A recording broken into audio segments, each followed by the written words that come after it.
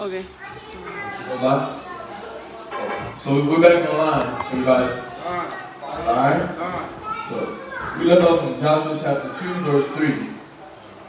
So we're going to continue on Joshua chapter 2, verse 3. So we're going into Rahab the harlot and the two spies. And then the king of Jericho was saying, let it be. Just read verse 2. Read verse 2. Yeah. Start off. Joshua chapter 2 and verse 2. Yeah, come on. Yeah. And it was told the king of Jericho, saying, Behold, there came men and hither tonight of the children of Israel to search out the country. And the king of Jericho sent unto Rahab, saying, Bring forth the men that are come to thee, which are entered into thine house, for they be come to search out all the country. And the woman took the two men and hid them, and said thus, There came men unto me, but I wist not whence they were. And you know how you should be looking at it. Look at this the spirit she was rolling. She understood that the Most High was. Well, it's gonna go into. I don't want to jump ahead, but just look at her being a nation. How she was rolling with those Israelite men. Read on. And it came to pass about the time of shutting up the gate, when it was dark, that the man went out. Whither the man went, I wot not. Pursue after them quickly, for ye shall overtake them. Right. No, go ahead. But she had brought them up to the roof of the house, and had hid them with the stalks of flax, which she had laid in order upon the roof. Yeah, man, Most High gotta be with you, man. Nobody gonna think to just check the flags, like, oh, they could be hiding here. For them to not even think about that. But she must have been somebody, we don't want to see the story, because we just reading off what we have. But for the king to go straight to her, and then for him to communicate and trust that she gonna give him her word, like the true word, like in her being a harlot, at that, and moving around. Because when you know women that's in that type of business, they based on who giving the money. They based off who giving the money, and or people just in that type of business. The pimp, the drug dealer, they based off of who giving the money.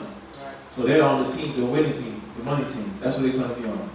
And it's like for him to the king not even consider that she could have been lying. That's the Most High. For him to not even go deep enough into thinking about that, and to him to trust her word. And she gave him. She used wise as serpent, harmless as dove. She used the word. She used when I say she used the word, she gave them part of what they were asking, because she obviously must have seen it going in her house and run into her house as a hiding place. But she obviously used the wisdom to be like, well, they ran. After that, I don't know where they went. But I guarantee if you if you run after them, they went outside somewhere. You should be able to get them. But you got to go down, or you're gonna miss them. And that's the gas. When she gassed it up to where it was probably like, and then not having the spirit, they're not being patient. Like, whoa. This woman is hard. Let me look at the whole house on top of the roof. Oh, she got flax seeds. Let me dig in there. They weren't even thinking about that. Right? The spirit went with them, but the spirit was with our people. But when you look at that type of scenario, you'll be in a scenario where you can't get through it, or you can't overcome it. But then the Most High, he'll just, he'll do something for you. Like, I remember one of the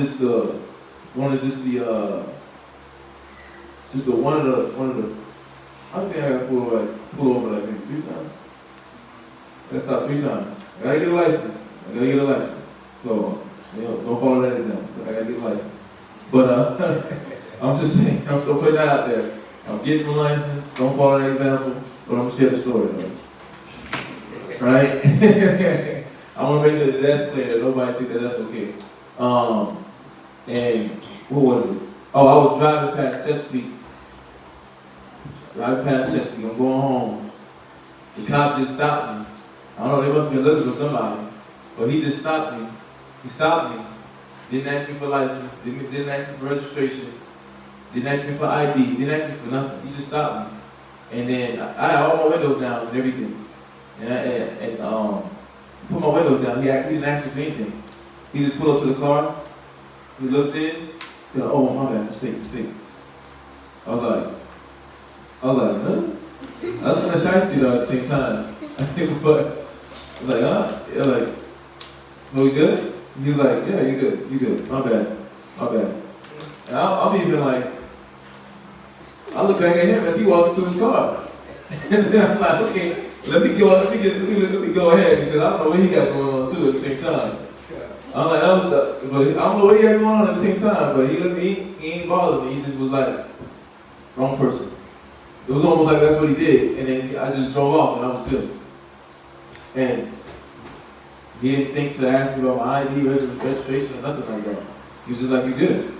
And I just went home, and it was cool after that. But it'd be moments like that where, like Rahab, they didn't think to go to the flags. They didn't think to go beyond what she said. And Most High just shut them off at that moment. And what happens? Go away peacefully. Right? And they were able to go do what? Drop the report. So the Most High be with you as long as you're doing what? Righteousness. You're staying out the way. You're staying away from negative, from sin, right? But that faith, that doubt, or that lack of faith, that doubt will come in and you what? You tether in the line. You playing around with it, and that's where the fear comes in. Right? I think imagine that those same men was to be sent out, but they know they were doing something wrong. They gonna be in there, and that flag seat shaking. The flag seat gonna be vibrating like it's a massage chair, right?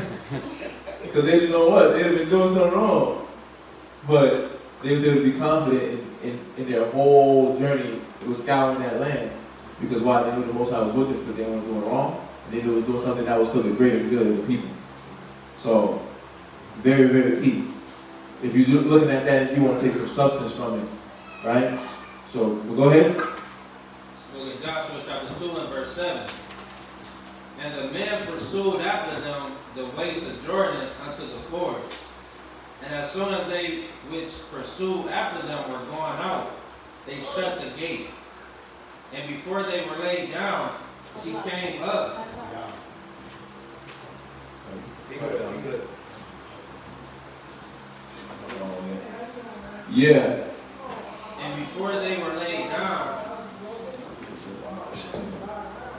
Go ahead. and before they were laid down, she came up unto them upon the roof. Right. And think about it. How much more won't happen with you? They shut the gate, knowing that, okay, we didn't find these men.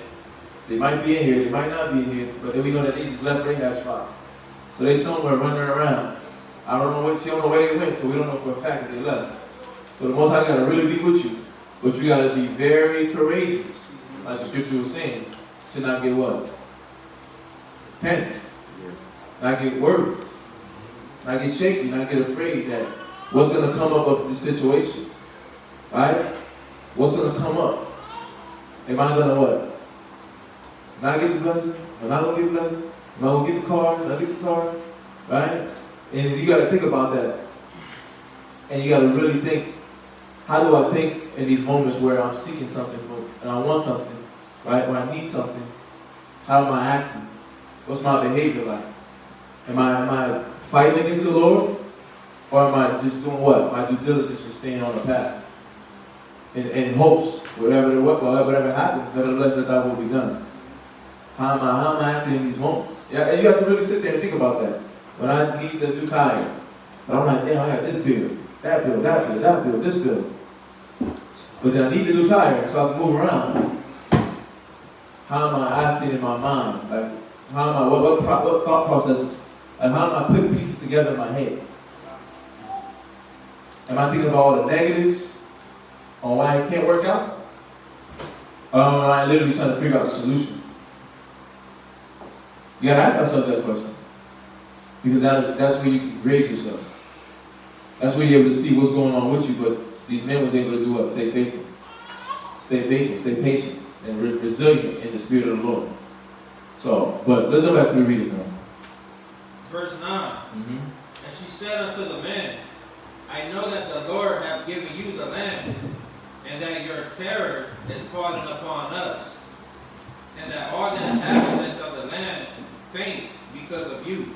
Yeah, and you gotta see that on a woman's perspective. Look at this woman who's a nation. Look what her faith was. Look what her belief in was. And that's not even her God. That's not even her power. Right? But she was able to have this faith in the Father, so much so, she wouldn't even rock with her own nation. Because she knew the Father wasn't with them. Right? But how do we fast forward to this time? We shouldn't be, brothers and sisters at this time, should be trying to do what? Stay engaged with the American mind, knowing that the Lord is about to bring down this land, this country, so your standard of living or your way of life, or this is my way, this is my mind, this is how I think, this is how I feel, you got to break that. We got to break that way, because that way was going to lead us to destruction. That way is going to lead you to be destroyed. Like, we're going to figure out what happened to the wall of Jericho. I mean, the city of Jericho. Right? They got destroyed because of their what? They didn't want to follow instructions. We had a peaceful way to do it, but they didn't want to do what? They didn't want to follow that peaceful method. But the Most High got a peaceful method will deal with us. But when we don't want to follow that method, what happens? Terror, anguish falls upon us. Read. Verse 10. For we have heard how the Lord dried up the water of the Red Sea for you, when ye came out of Egypt, and what ye did unto the two kings of the Amorites, that were on the other side of Jordan, Sihon and Og. Right, we can think about it. We can see they still got those Egyptian chariots in that water. Right? And then they find out the history that they was going into different, they was reading into the wrong pharaoh. At that too, that issue's out there, but they was going into the wrong pharaoh. They was pushing it dynasties ahead and not really looking at the proper time period of which pharaoh was the pharaoh of the Exodus. And then when they actually went back a little bit, they started seeing dead bodies, the babies, not buried, but just thrown in there. Right? They started seeing all the things that the 10 plagues was talking about. And then now, so that's out there, that history's out there. But we had that in this time. And she had that at that time where it actually happened in the time period when she lived on earth. So she had the proof, we have the proof. So what are you going to lean on? What mindset are you going to lean on? If she let the fear of the Lord fall on her, but what fear are you going to let fall on you? The fear of the world? The respect towards Satan? Or the admiration toward the Father? That's for all of us. We got to really think about that. We got to really think about that. Read on. Whom ye utterly destroyed. Verse 11. And as soon as we had heard these things, our hearts did melt. Yeah. And as soon as we had heard these things, our hearts did melt. Right. And she let you know where her mind was. Her heart melted. It fainted. Because she didn't want to get destroyed. She didn't want to get eradicated. And what was dope is she actually even thought about her family. Right? This woman thought about her family, the needs of her family. What her family needed to thrive, for her generation to go on. She's like, we trying to, this king gonna get us destroyed. I gotta go. I already know how he is. He's slow. Right? I gotta go. I'm gonna go with Israel. Read. Neither did there remain any more courage in any man because of you. For the Lord your God, he is God in heaven above and in earth beneath. Right, I like what you're saying. Somebody get Wisdom of Solomon 18. And this is the nation. Somebody get Wisdom of Solomon 18 and 13. Another brother get Isaiah 2 and 3. Right. Read them Isaiah 2 and 3. Isaiah chapter 2 and verse 3. And many people shall go and say, come ye, and let us go up to the mountain of the Lord. Right, these many people, these are the other nations. Right, go ahead. To the house of the God of Jacob. And he to the power of Jacob, read. And he will teach us all of his ways. And we will walk in his paths. For out of Zion shall go for out of Zion shall go forth the law. Right, this is a prophecy that's going to happen when Yahushua comes. When the nations start to see the destruction that Yahushua and the angels are going to bring about to all those that oppose the will of Heavenly Father, there's going to be some of these nations that's going to humble down. But they're doing that now. right? We see them doing that in our time, and this is a woman in our ancestors' time, another nation, Rahab the harlot, who was saying, okay, I see clearly that the power of heaven and earth is with your people. He brought these 10 plagues that didn't affect y'all, but it affected the Egyptians, right? He parted the Red Sea. No other power on earth has ever done that. And he did that for who? For the Israelites, to lead you to escape their enemies, right? Read where you at. Gone. Wisdom of Solomon, chapter 18, verse 13. Go ahead. For whereas they would not believe anything by reason of the enchantments upon the destruction of the firstborn. Right, so those first plagues, they humbled a lot of people. They do like how today they try to spread science.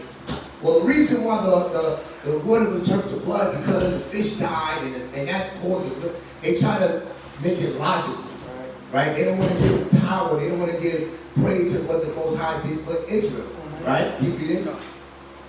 They acknowledge this people to it said upon the destruction of the firstborn. Remember that last plague, right? When every man, woman, and beast, firstborn, every man, woman, and beast were killed, right? That was that last plague, huh? But who was that done for? That was done for Israel. That Rahab is acknowledging that. Just like again, the people acknowledging that, yep, the real Jews are the blacks and Latinos. We've seen the videos on social media. You go out there in the streets, yeah, y'all are God's chosen people. Y'all do fit the curses of Deuteronomy 28. Those people aren't the real Jews. That's happening now, but what we're reading is how it's always happened. There were always some of the other nations that would bear witness that we are God's chosen people. Go ahead. They acknowledge this people to be the sons of God. Right, and that's what Rahab is doing. Y'all see that? You can go back to the we were in Joshua 2 and 11. Oh, that was your last verse? Yeah, go back to verse 12. Verse 12. Now therefore, I pray you, swear unto me by the Lord. And just to add this in there too, you know, go to Zechariah 8:23, right? Zechariah chapter 8 verse 23. Just to add it in there because you know when you dealing with the nation, some of them are gonna come, right? And they're gonna come out, right? They're not gonna like Rahab. They're not gonna want to be destroyed because they're seeing this nation falling apart. And yeah, they're not gonna be destroyed, but they're gonna be what? Servants, and they're gonna be handmaids, right? So they're gonna be serving us in the kingdom still, even after they're bound. And that's their role. That's their, if you want to say their form of salvation, but you know that's their form of it. Their mercy, right, from the Father to be just. But they're gonna be that servants, and they're gonna be handmaids, but they're gonna do what? Like Rahab. Read. Zechariah chapter 8 verse 23.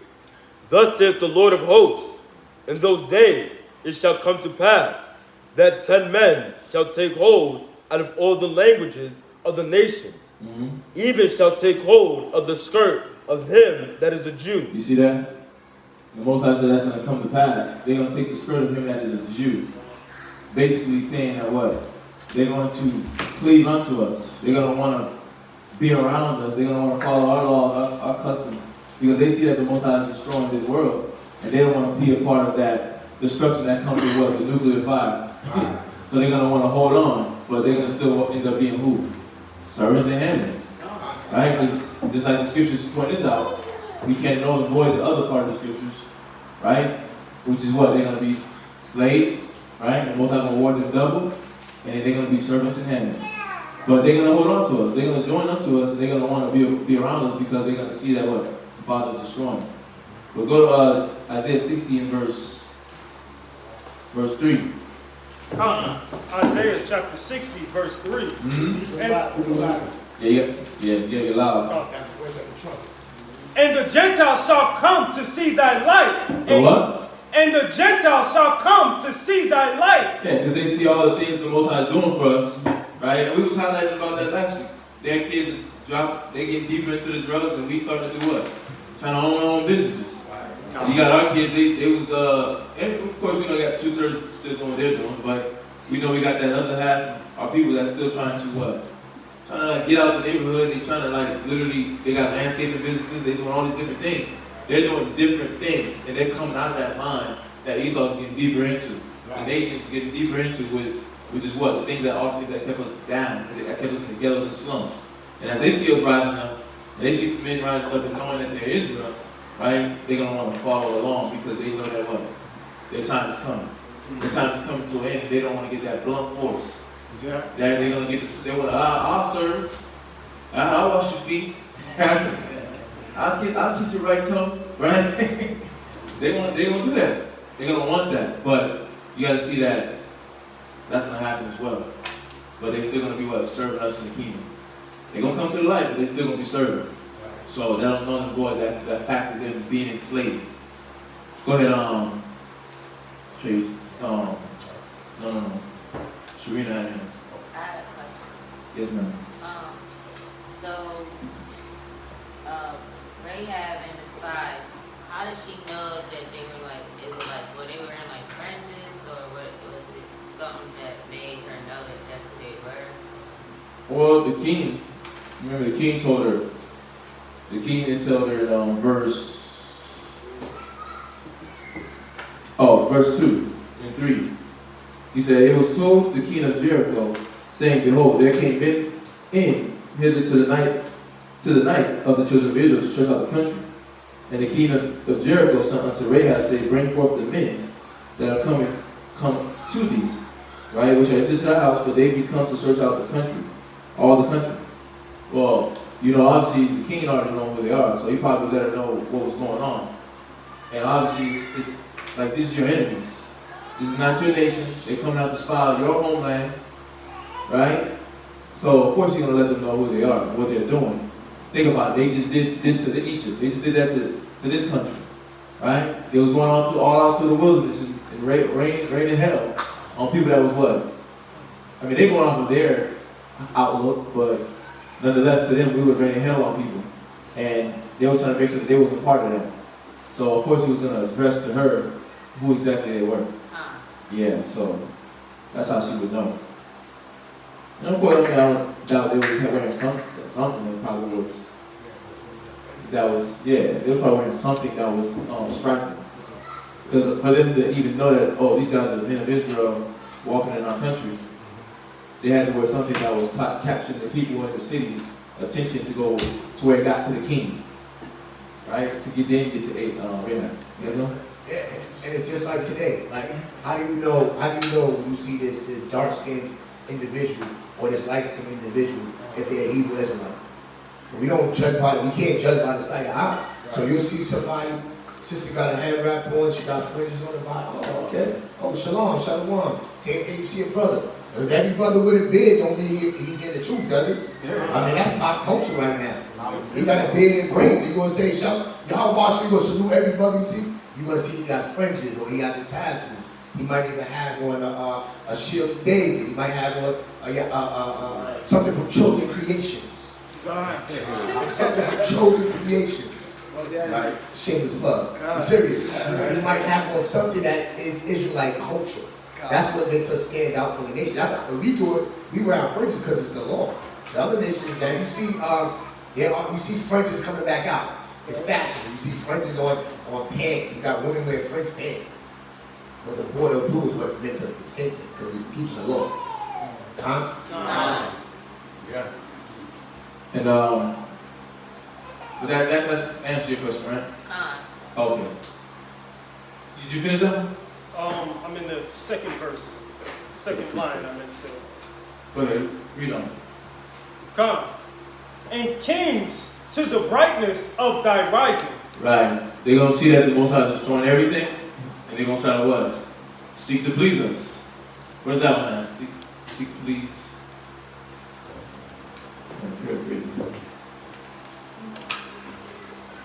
They're gonna seek to please. Wow. The rest of the verse, I was paraphrasing in my head.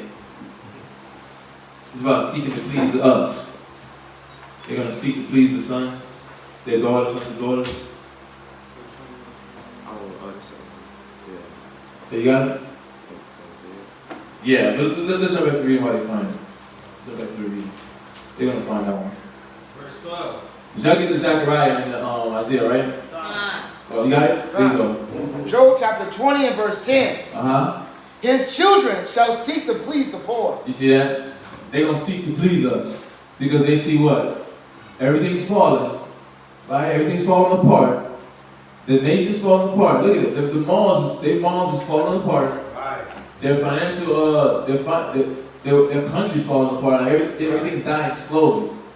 Right? Money, the way people live, everything's the rent getting crazy.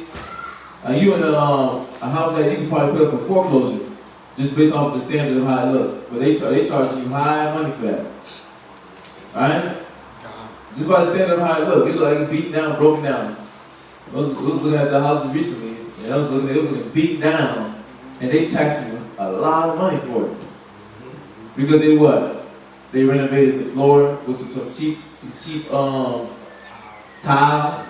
The wall, they had mold on it. They just painted over it and put bleach. That's what they do all the time. That's what the apartments do all the time. But they charge you high. But them seeing all this, they're gonna be doing what? Them seeing all the falling down and everything's being broken down. That's why you have some nations on YouTube just doing what? Saying they were Israelites. Right? Because they know that this whole world is being destroyed. Yeah, we just had Esau the other day, the tow truck guy. He was out there. He's like, I know this is a tough one, but you guys got to remember, we're all hurting. He said we're all hurting, and he went through the list of it, like, I didn't charge you guys for this, didn't charge you guys for that, because it wasn't in the system, and I know the situation. Wow. So he was seeking to please us in that sense. Yeah. Like on that level. Yeah, his spirit was there with him in that moment. Right? Yeah. Got to. But that's what's gonna happen. They're gonna seek to please us. And they're gonna want to cleave unto us. Right? And with that, it's because they see this nation falling, but they see how we're living, and they see the standard and how we move. Which is why we're supposed to be, working on ourselves, because we don't have dominion. We're gonna have dominion, and why do you think the Most High said, I think we pulled it the day before yesterday, judging small matters. So don't you know you're gonna be judging angels? Yeah, 1 Corinthians 6:3. Yeah, I think 1 Corinthians 6:3. Yeah, the angels. Yeah. Hey, grab that real quick.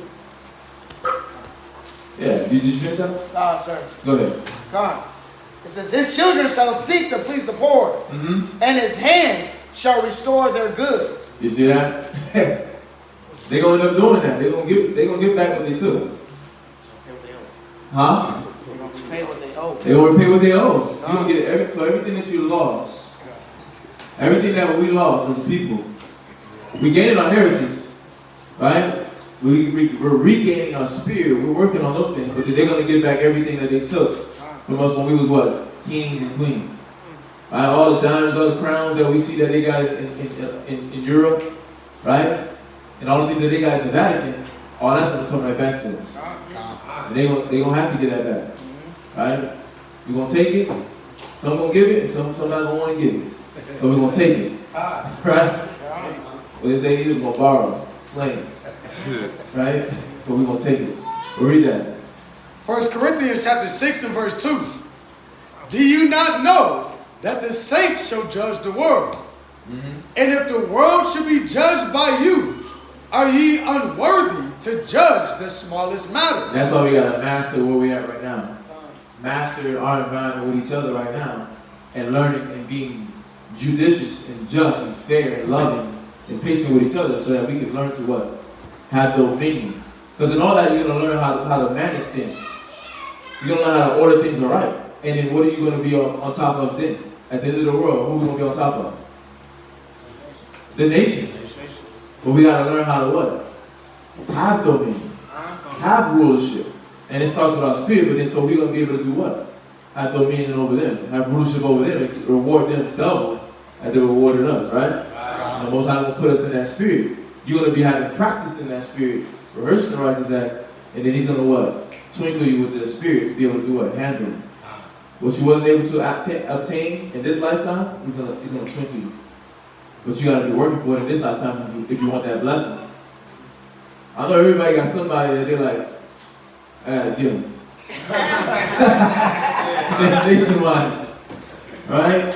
I always think about this Ishmaelite, man. It was my first holiday season. I was in Houston. It was my first 6 months. And it's a holiday season. And then he come over to the car. And he's like, he didn't come over to the car. He was standing. It was super busy in First Colony. He's standing over there. I'm just looking around, I'm new. I'm getting adjusted. And he's like, what's this? I'm like, oh, this fragrance, this stuff. I don't want none of that shit.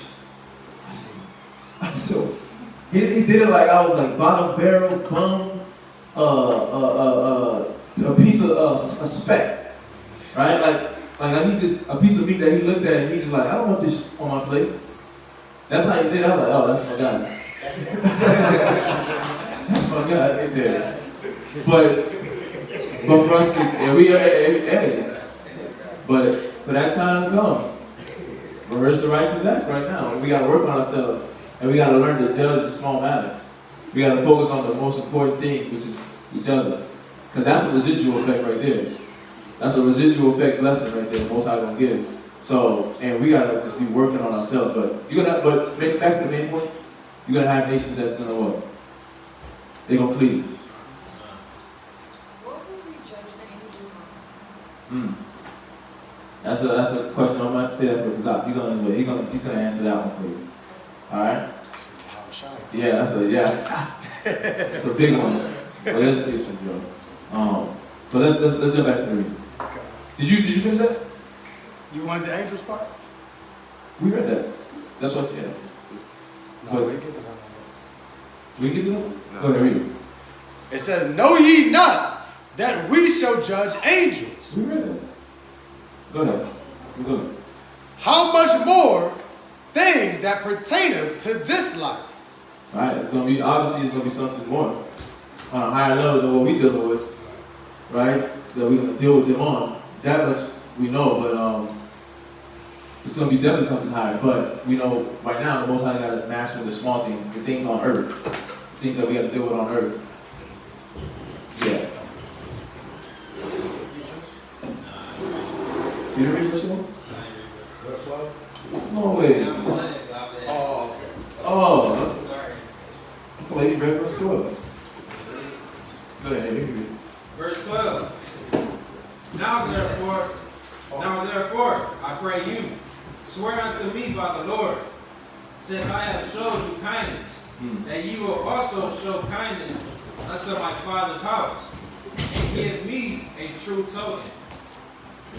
Right, and that's from her doing what? That's her literally doing exactly what those scriptures just said. She cleaved onto the spirit of him that's a Jew, and then the Gentile come into our life. She realized that the Lord is not with her nation, with her people, and she wanted to be spared, right? In that moment, and she did an act to get spared. She kept her word, they kept their word. So, but yeah, that's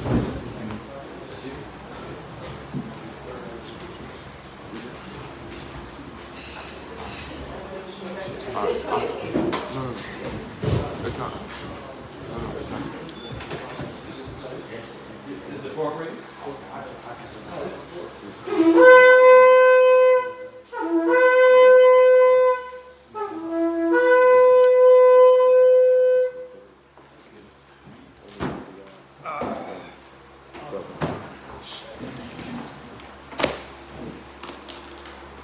Lakatakan, Shabbatashah, Rabban, Ban Yashala.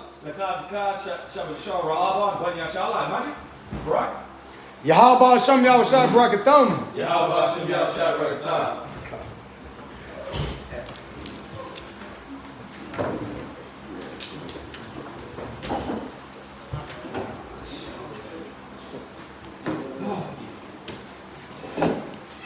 Year number 4, Joshua 2:13 to down 3 and 2. Go ahead. Yeah. 2 and 13. Joshua chapter 2 and verse 13.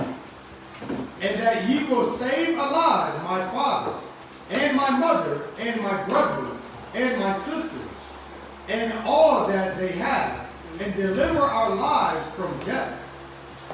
And the men answered her, our life for yours. If ye That's a big agreement. That's a big agreement that we're going to keep our word. We're going to keep our word. You keep your word, right? That just goes back to the vow thing. Back in the days, your word was your bond. When you say something, you did it. You know, even to a heathen, right? You're going to do it. You're not like, you know what? Ha, I tricked you. You're a damn heathen. I don't need to. So, you know, it went around for a little bit that's what I heard. That you could rob the nations, but you can't rob Israel. Oh, you heard that too? You must be deep in the matrix. You 6 months of the truth. If you already heard that, you must be deep in there.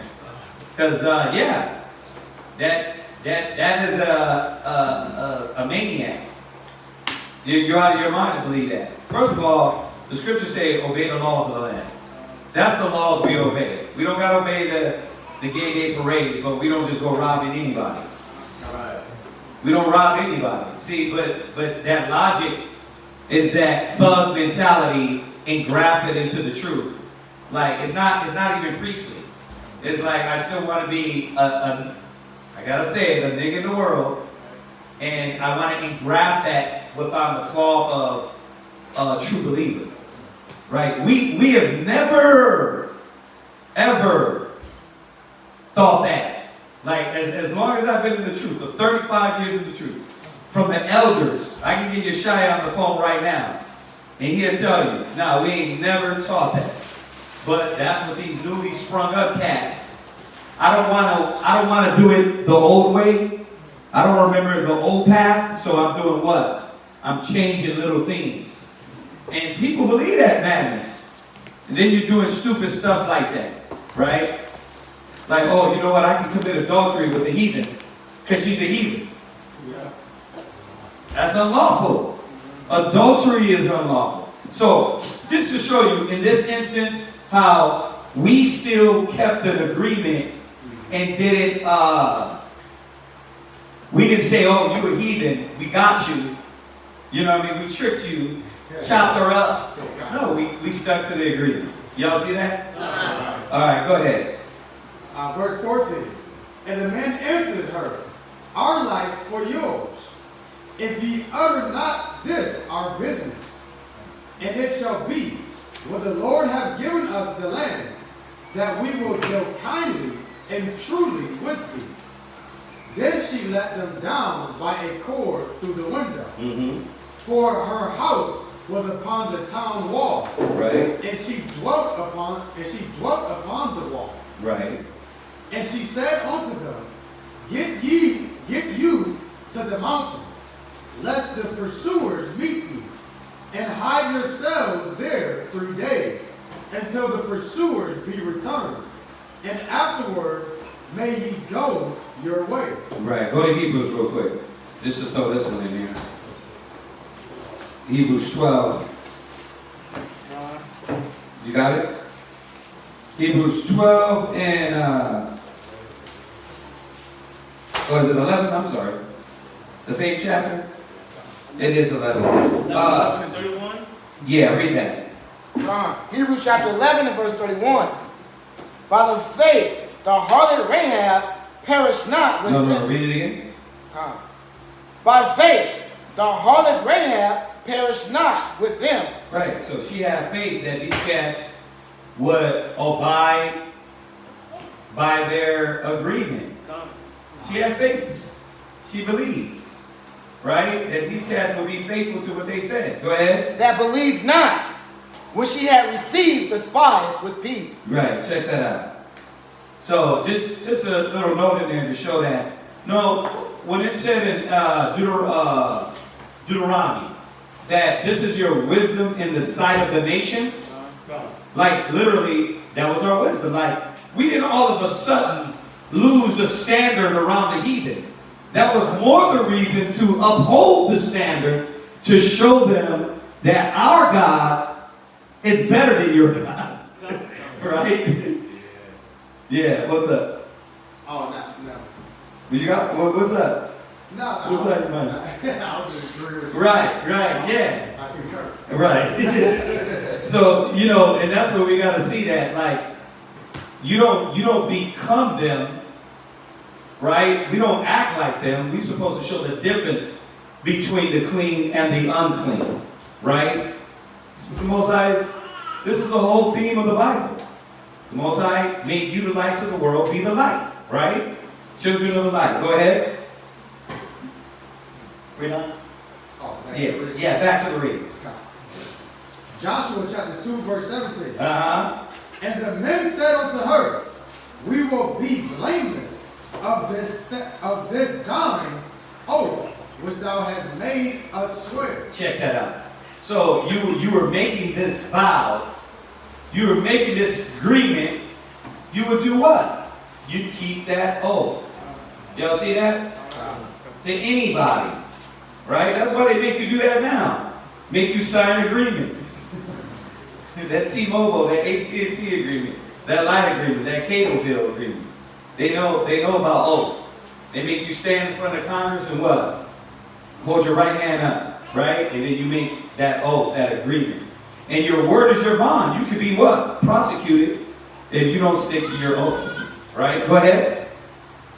Behold, when we come into the land, thou shalt bind this line of scarlet thread in the window which thou didst let us down by. Okay, for the zealots, let's repeat what you already went over. That doesn't mean that they get to sit on 12 thrones, judging the 12 tribes of Israel. That doesn't mean that they get to eat from the same plates we eat from. It doesn't mean that. All right, so just if we missed that part, if you tuned in late, Esau, the nations, they're going to get what's coming to them paid, right? Got to say that. All right, go ahead. And thou shalt bring thy father and thy mother and thy brethren and all thy father's household home unto thee. Verse 19. A lot of these cats are being prepared for that. The bowing, the being, like a lot. Think about it. Just think about it. Is all the nations going to be destroyed? So, well, which ones are going to get in? The demon ones, the ones that ain't with nothing, or the ones that are ready to submit? It should make sense. The ones that are to submit. So, it ain't just going to be a nation of Israelites. Somebody has to do the work, right? Or else where would do unto them double be? So there are going to be Gentiles that come in. They're going to grab the skirt. They're going to come and bend the knee. Boys to men, right? They're going to come on bend the knee. Right? Yeah, you say Elon? Yeah, Elon, we're trying to stay low key. Oh yeah, that's like they ain't part of it. Yeah, they had a lot of part of it too. All nations, we know that. So we got to remember that this is not them escaping. This is just them coming in, like he said, their form of salvation. Because either way, what they can say in Psalms, I'd rather be a what? Doorkeeper. Right? I said it the other day. How many of y'all find out you're a Gentile, you just got to back the ship? You're probably going to be real quiet and just serve.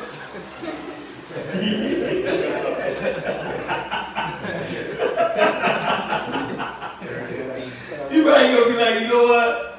Listen, I'm going to be a doorkeeper if it comes down to it. If they got to beat me, I'm going to deserve it, right? Put me in the brother's field. Maybe the brother will dip his finger.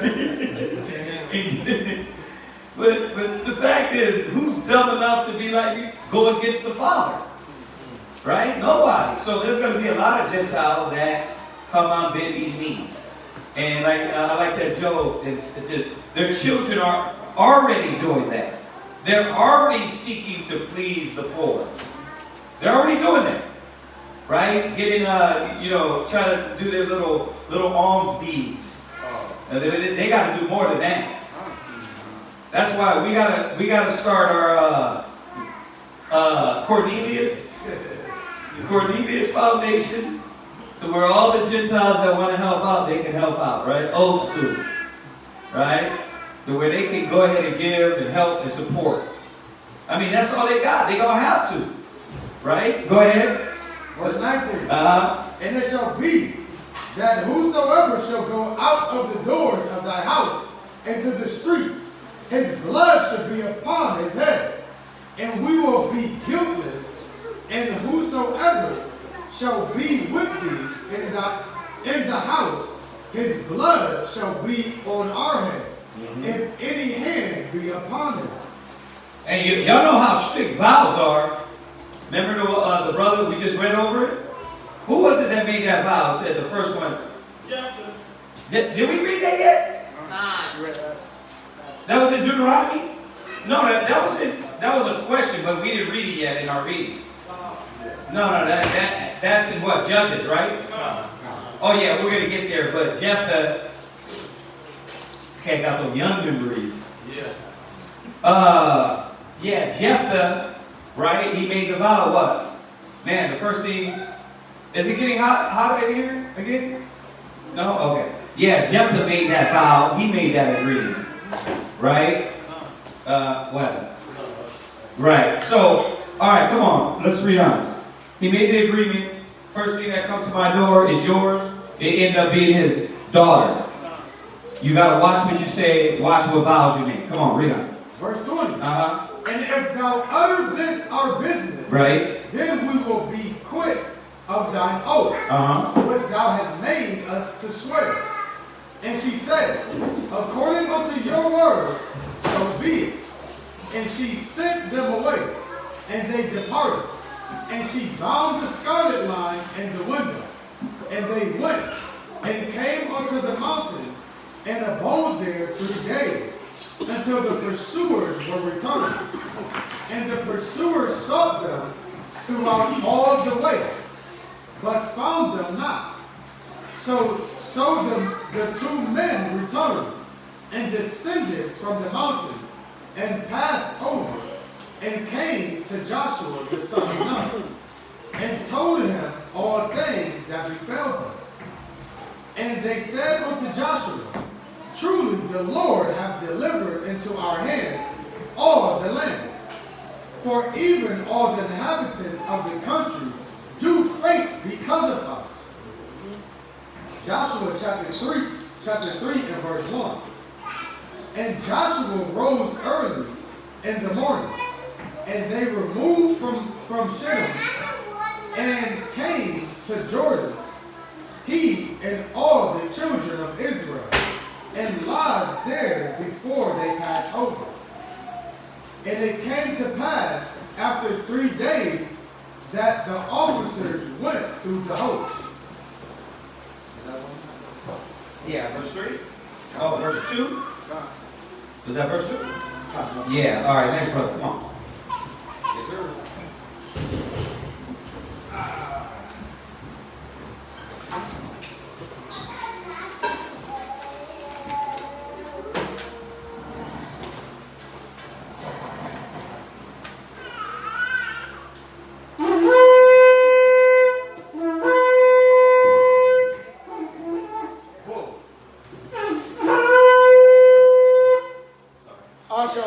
Shabta Shaw, Yahweh, Ban Yasharala.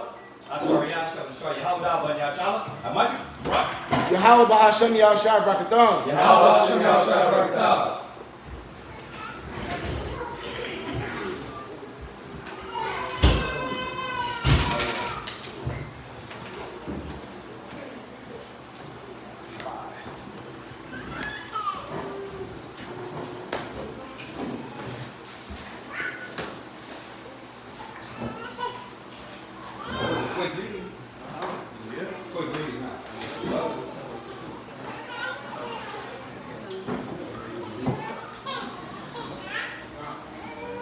Joshua chapter 3 and verse 3. And they commanded the people, saying, when ye see the ark of the covenant of the Lord your God, and the priests the Levites bearing it, then ye shall remove from your place, and go after it. Yet there shall be a space between you and it, about 2,000 cubits by measure. Come not near unto it, that ye may know that the way by which ye must go. for ye have not passed this way heretofore. And Joshua said unto the people, sanctify yourselves, for tomorrow the Lord will do wonders among you. And Joshua spake unto the priests, saying, take up the ark of the covenant and pass over before the people. And they took up the ark of the covenant and went before the people. And the Lord said unto Joshua, this day will I begin to magnify thee in the sight of all Israel. And I know it was said earlier, but I thought a really good point that was brought out was that Joshua was under tutors and governors. He learned this. He had to be taught as a child, brought up to be this faithful servant.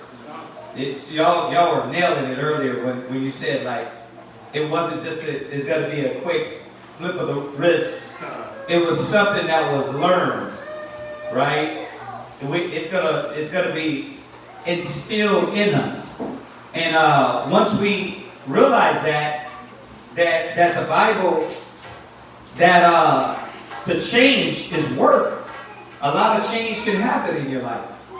I keep clicking on these, I don't know, I guess because you click on one, they go in your feed, but the motivational videos, and you click on the motivational videos and it's like, do you want this? If you want this, and I'm like, how come when it comes to Israel, we don't think the same way? Like, how come it's like, nah, I'm going to be the same person and then the Holy Ghost is going to take over me and it's going to whip me in shape? No, the Holy Spirit takes over you when you submit to the Holy Spirit. You submit to the works of the Holy Spirit, right? Faith without works is dead.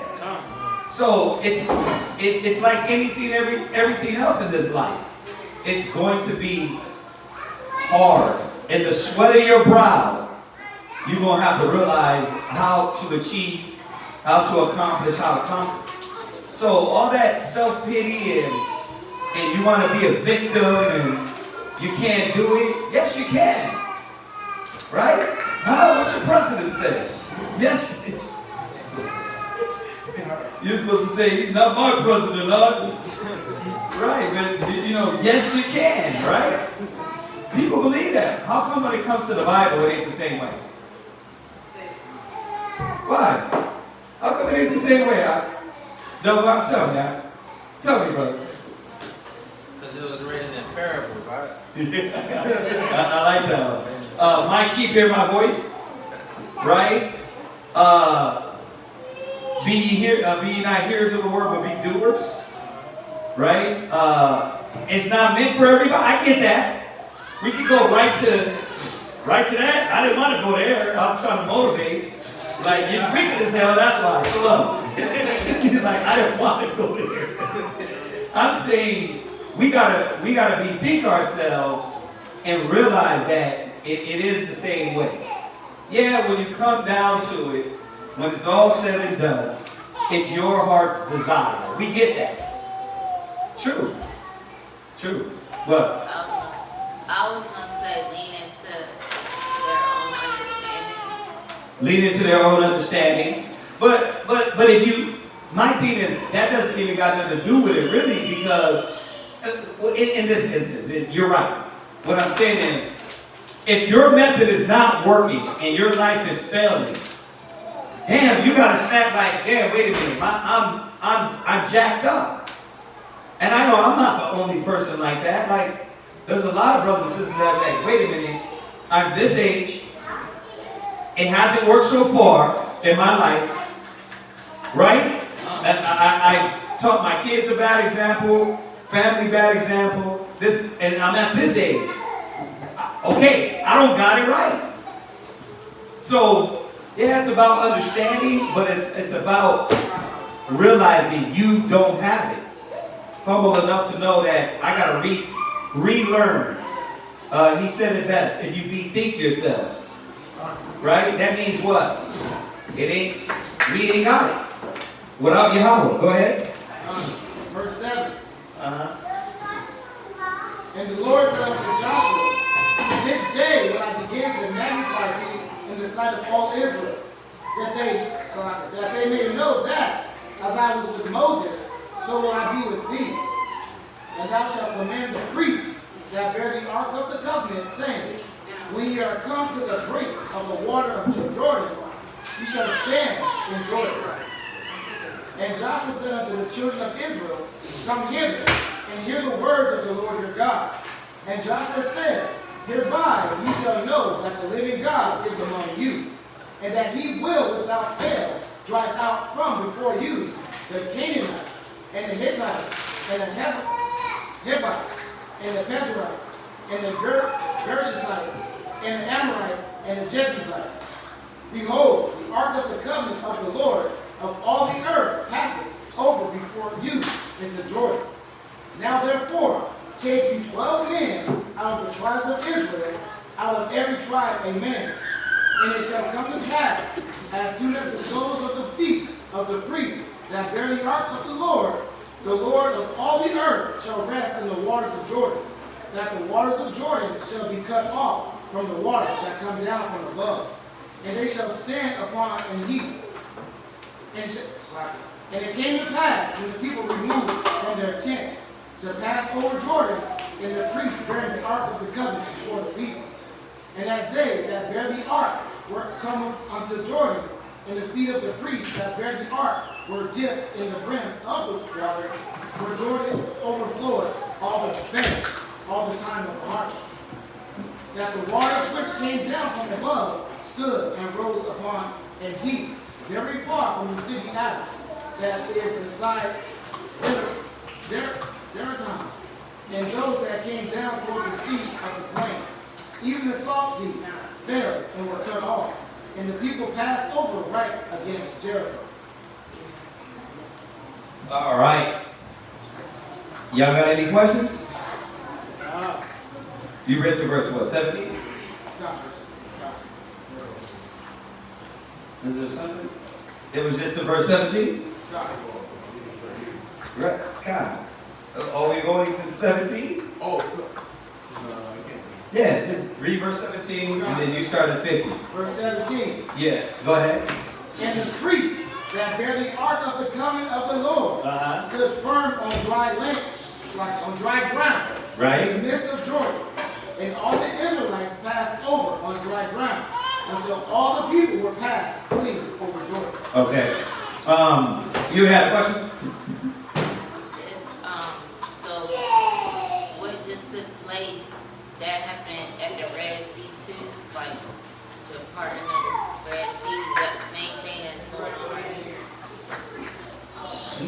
No. Read that again.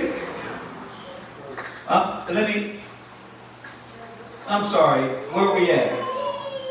Where did you get that from? Because they say that. No, what verse? We say, Okay, read 11. Verse 11. Behold, the ark of the covenant of the Lord of all the earth passes over before you into Jordan. Now therefore take you 12 men out of the tribes of Israel, out of every tribe a man. And it shall come to pass, as soon as the soles of the feet of the priests that bear the ark of the Lord of all the earth, shall rest in the waters of Jordan, that the waters of Jordan shall be cut off from the waters that come down from above. And they shall stand upon a heap. And it came to pass, when the people removed from their tents to pass over Jordan, and the priests bearing the ark of the covenant before the people.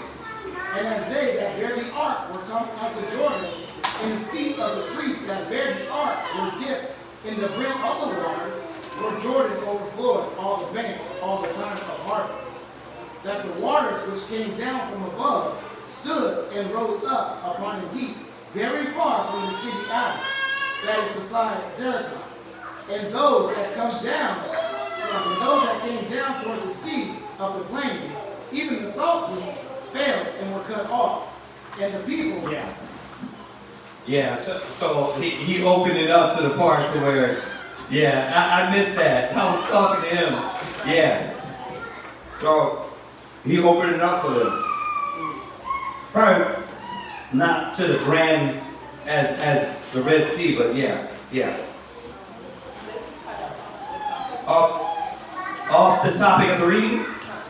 Okay, I mean, she got that. What you got? It's about. Oh, you guys have the mic. You should go ahead. It's about the atonement. So this will be like my 31st atonement. So I know that it's without food and water, but what else do we do on the Day of Atonement? Fast and pray. Prayer and fasting. We can touch on a few of those. We got this 15th chapter, which is real quick, and then we'll just touch on a few Day of Atonement scriptures, all right? Okay. So, yeah, I'll start reading 1 to 13, 1 to 29.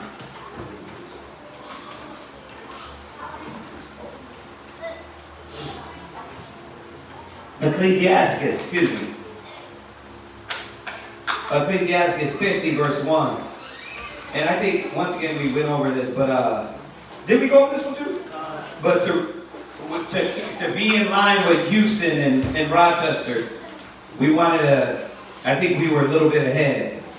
All right, and y'all, you should already know the theme of what's going on here. The Most High and the Spirit is giving notoriety to these men that had a name that stood for His will, right? Excuse me. Simon the high priest, the son of Onias, who in his life repaired the house again. Right. We got to look at how many times the temple was overthrown and destroyed. Right. And I think this was during the time of the Maccabees. Right, Simon? No, I don't think so. Not yet. Yeah. That was Simon during the Maccabees. This is we can get it too. But I think this was second Maccabees. First Maccabees 12. So 12 and 7. This is a Maccabees. Yeah. It's Simon. Yeah, it's Simon. He's the son of Elias. You almost got me, bro. You almost got me. I'm thinking. Yeah, a lot of these names are the same. That's what I did last week. They're similar. Especially when it comes to Jesus, Joshua, that when it changes from the Greek, I get it. Right, so this was during the time of the Maccabees. And in him was built from the foundation the double height and the high fortress of the wall about the temple. In his days, the cistern to receive water, being encompassed as the sea, was covered with plates of brass. He took care of the temple that it should not fall, and fortified the city against besieging. And every time. See, and this is, and we know we rent these places and that, but we got to remember, when it's yours, it's yours. Remember, this is not about us. This is about us, right? It can't be oh, that's y'all. Nah, at a certain time, as you're coming in and you're dedicated to the ministry, you got to see, it's a snap. We're not the nation of Israel. Me and the brother, whoever sits up here. We're the nation of Israel. Right? So you are a part of it. So you hear me talk about it all the time. You got to get past the stage of, okay, can I trust? I'm watching y'all and blah, blah, blah, right? But after you get past that stage, you got to know, okay, wait a minute. I got to put my brick in, just like these men. You can't be reluctant all the way to Christ, come back, and never put your brick in the temple. These men, man, were always, every moment, Nehemiah, you got this time, right? That the temples were destroyed. Everybody went to work. So, with that being said, get past your prove a friend stage. There's got to be a certain time, just like we do you, right? We do the same thing to you. Oh, yeah, give him a ride. Give her a ride. Hey, Shalom, sir, I was wondering, I need some pamper money. Send it over to them. Right, because we know, oh, okay, you're not going to go blow it on liquor or weed. That the sister or the brother's in hell. Right? That's what we claim, right? That you put in, it's supposed to come out. And hopefully we prove that. I don't have no problem with being proven. Right? I don't got no problem with that. That's some of y'all. Prove us. Because we're going to stand the test. We know who we're here to please. We're here to please the Most High. So when you prove us, we're going to show out and be like, look, we're here for you too. But you got to, as you go forward, you got to snap out of it too and say, damn, I got to reciprocate that for the nation. Y'all get this? Because in essence, nobody's, unless you're giving millions of dollars, then you can, I need to see that ledger. Because you ain't giving money to like have an effect on the damn, like you got us a new building and things of that nature. Then I'd see, okay, hold on a second. I need to see some transparency. But come on now, what we're doing, you got to see that it takes dedication, commitment, funds to keep whatever we're doing growing. You know what I mean? So very important to see this every step of the way with these different men. Right? He took care of the temple that it should not fall and fortified the city against the besiegers. How was he honored in the midst of the people in his coming out of the sanctuary? He was the morning star. Wait a minute. But the morning star that's the devil. Like, bro, that's symbolism. Symbolism meaning, bro, you are lights shining. It doesn't mean like all the whole YouTube you want to go in and show you what the morning star is. Go ahead. That's just a reference to the sun, right? The morning star is the reference to being the light. Yeah, but yes, the sun, but the symbolic is you're the light. You're the lights of the world, right? You shine it says you shine as stars. When you go to Revelation, it tells you the 12 stars, right? That was symbolic for the 12 tribes of Israel. So that's just a symbolic way to say that you're the lights of the world. And that he was a light, right? See, you see how you just destroy a whole Illuminati breakdown? It's like, y'all doing too damn much. You trying too hard, right? When it's simple. It's just symbolism. It doesn't mean he was the bright morning star and everybody was to look to him and bow. The earth was going to bow to Simon the high priest. It just meant that he was the light for what they did. And they were looking at him as an example. Like they will look at us. Y'all see that? What verse am I? 6. And he was the morning star in the midst of a cloud, and as the moon at the full, right? As the sun. There you go. And that's what you meant, the sun, right? You meant the sun, right? The sun shining upon the temple of the Most High, and the rainbow giving light in the bright clouds, and as the flower of the rose in the spring of the year, as the lilies of the rivers. So now it's just poetically saying, man, look at this man that stepped out and stepped up and what he was likened to. Y'all see that? You see that too. We're referred to the lilies. The Israelites are referred to the lilies. A lot of what you're reading in Songs of Solomon, it's in poetic form, but you don't know it's talking about us. He's not talking about another man. He's talking about Christ. And he's talking about Israel, right? In spirit. It says, and the flower of the roses in the spring of the year, as lilies by the rivers of water, and as the branches of the frankincense tree I want a frankincense tree. That is dope. A frank? I gotta think about how to get one of those now. Jeez, frankincense tree in the time of summer, as fire and incense in the scissor, and as a vessel of beaten gold set with all manner of precious stones, and as a fair olive budding forth fruit. The funny thing is, all these things he's naming is things that were common to Israel. Why do we use the olive oil? You got to go into that. Why you use the olive oil, right? And even Quatzazat, he's like, you don't even have to take the fish oil.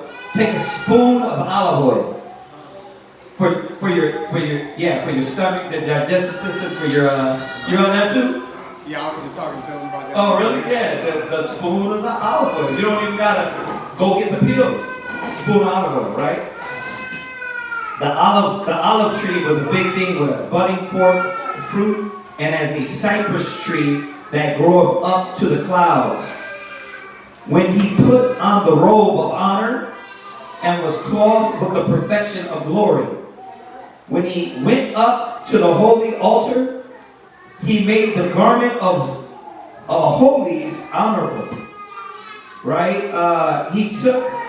When he took the portions out of the priest's hands, he himself stood by the hearth of the altar, compassed with his brethren round about, and as a young cedar in Lebanon, and as palm trees compassed they him round about. So were all the sons of Aaron in their glory, and the oblation of the Lord in their hands before all the congregation of Israel. 14. And finishing the service at the altar, that he might adorn the offering of the Most High Almighty, he stretched out his hand to the cup and poured of the blood of the grape. He poured out at the foot of the altar a sweet smelling savor unto the Most High King of all. Then shouted the sons of Aaron and sounded the silver trumpets, and made a great noise to be heard for a remembrance before the Most High. Then all the people together hasted and fell down to the earth upon the faces to worship the Lord Yahweh Almighty, the Most High. The singers also sang praises with their voice, and with great variety of sounds was there made sweet melody. There's nothing wrong with singers. See, the problem with church is this. There was a time to pray, and there was a time to make music. So while we're teaching, you can't have music in the background, because men, women will interpret what? The music, right? When you get your hairs to stand, as the Holy Spirit. The Spirit is the Word. So when they were praying, this wasn't while the teacher was teaching or the prophet was preaching. And then it's like, that'd be dope though. That'd be dope if I had some theme music behind me. But that's not. The singers and all that stuff, there's nothing wrong with that. It was just time for that. Like y'all did in the beginning. You prayed, you sang the Shema Yashala, right? I mean, we're not good singers, but we tried, right? But there's nothing wrong with that. But it was timing. Y'all see that? So the churches just, they got it somewhat right, but they intermingled that. Then you got theme music behind the pastor, and then, you know, and then the singers at the wrong time. It's got to be timing. All right, what verse am I? 18? Oh, 19. And the people besought the Lord, the Most High, by the prayer before him that is merciful, till the solemnity of the Lord was ended, and they had finished his service. Then he went down and lifted up his hands over the whole congregation of the children of Israel to give the blessing of the Lord with his lips and to rejoice his name. So just like we do, right? When you want to get anointed, you come and you get anointed. The anointing prayer is not the priest. It's not the priest's power. It's just the prayer over you, right? Y'all get that, right? And they bowed themselves down to worship the second time, that they might receive a blessing from the Most High. Now therefore bless ye Yahweh of all, which only doeth wondrous things everywhere, which exalteth our days from the womb, and dealeth with us according to his mercy.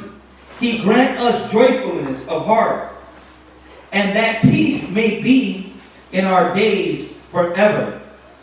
That he would confirm his mercy with us, and deliver us at his time. There be two manner of nations, which my heart abhorred, and the third is no nation. They that sit upon the mountain of Samaria, and they that dwell among the Philistines, and the foolish people that dwell in Shechem. What we be talking about? The Most High really had something against, yeah, like the Ham too, bruh. Like Esau, but Ham too. We weren't messing with them. Jesus, the son of Sirach of Jerusalem, had written in these books the instruction of understanding and knowledge, who out of his heart poured forth wisdom. Blessed is he that be exercised in these things, and he that layeth them up in his heart shall become wise. For if he do them, he shall be strong to all things. For the light of the Lord leadeth him, who giveth wisdom to be godly, to the godly. Blessed be the Lord forever. Amen and amen. All right. Yeah, amen. Y'all got any questions on that? I mean, a lot of that self-explanatory. Not too much edification needed for that. We're going to go and answer the sister's question on the Day of Atonement real quick. Just to refresh what we're doing on this day. Just to do, right. Go to Leviticus 23:26 real quick.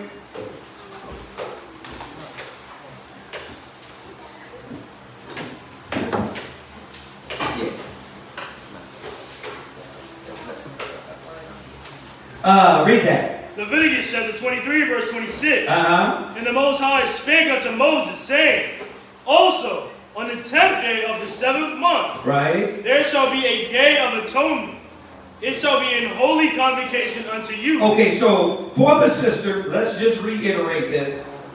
I know a lot of y'all got this down, your high priest. You know what I mean? You don't need to hear that. I already heard that. But this is a refresh for us, y'all. For the sister to get this down. So look up the word atonement. Real quick, look up the word atonement.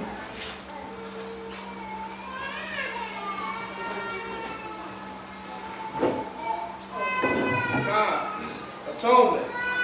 Yeah, atonement. Agreement. What? Agreement. No. Concord. Reconciliation.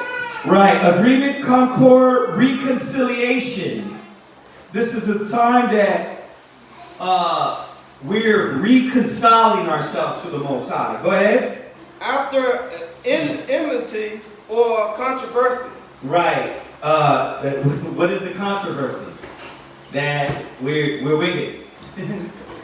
We're all. You had a year of time, and in this year of time, did you really change? You know the truth for a year, right? You know the truth for a year. But this last year, how did you do it? You got a lot to live for, right? And if you think you're clean, you're not. Right? Well, brother, I didn't fall off and fall back into fornication, but it doesn't matter. You're still filthy. We're still dirty. So we need this time to amend. No one is clean, Akin. It doesn't matter how much you sin, how less you sin, you still sin. Right? So you fall short. Go ahead. And ye shall afflict your soul. Right? And offer an offering made by fire unto the Most High. Right. So we were afflict our souls. And how do we afflict our souls? How could you afflict your soul? Your soul is a spiritual thing, right? But we know this, according to Wisdom of Solomon, the body can press down on the soul. Because your soul is still caved in your mind. We still got the flesh. We're not totally consumed of the soul to where nothing bothers us. No. The body, go there real quick, press down. Just a reminder, because you were saying, how's that possible? I had somebody tell me that. How do you afflict your soul? That don't make no sense. Your soul is a spiritual vessel, right? Well, read that. Wisdom of Solomon what? Wisdom of Solomon chapter 9, verse 14. Go ahead. For the thoughts of mortal men are miserable, and our devices are but uncertain. Verse 15. For the corruptible body presseth down the soul. There you go. So how do we afflict the soul? You control that corruptible body, right? And how do you do that? It's easy with us being in the flesh. Huh? You don't get water for a day, you start panicking. This ain't right. Huh? You don't get a sandwich, your little night snacks, little night hot dogs. Kids come in with a pack of hot dogs at 1 o'clock in the morning. I ain't gonna put them on blast. I ain't gonna say, how the hell, how you sleep with that? Yeah, like super damn digestive system, man. I sleep better like that. Right? But when you can't do that, tonight, so get you a little sticky pad. Get you a little sticky pad, y'all. Put it on the refrigerator. Don't eat. Not welcome. Right? Because you what? You naturally just move off of the flesh. You walk over to the fridge, you know what I mean? Next you know, you get a cup, you be like,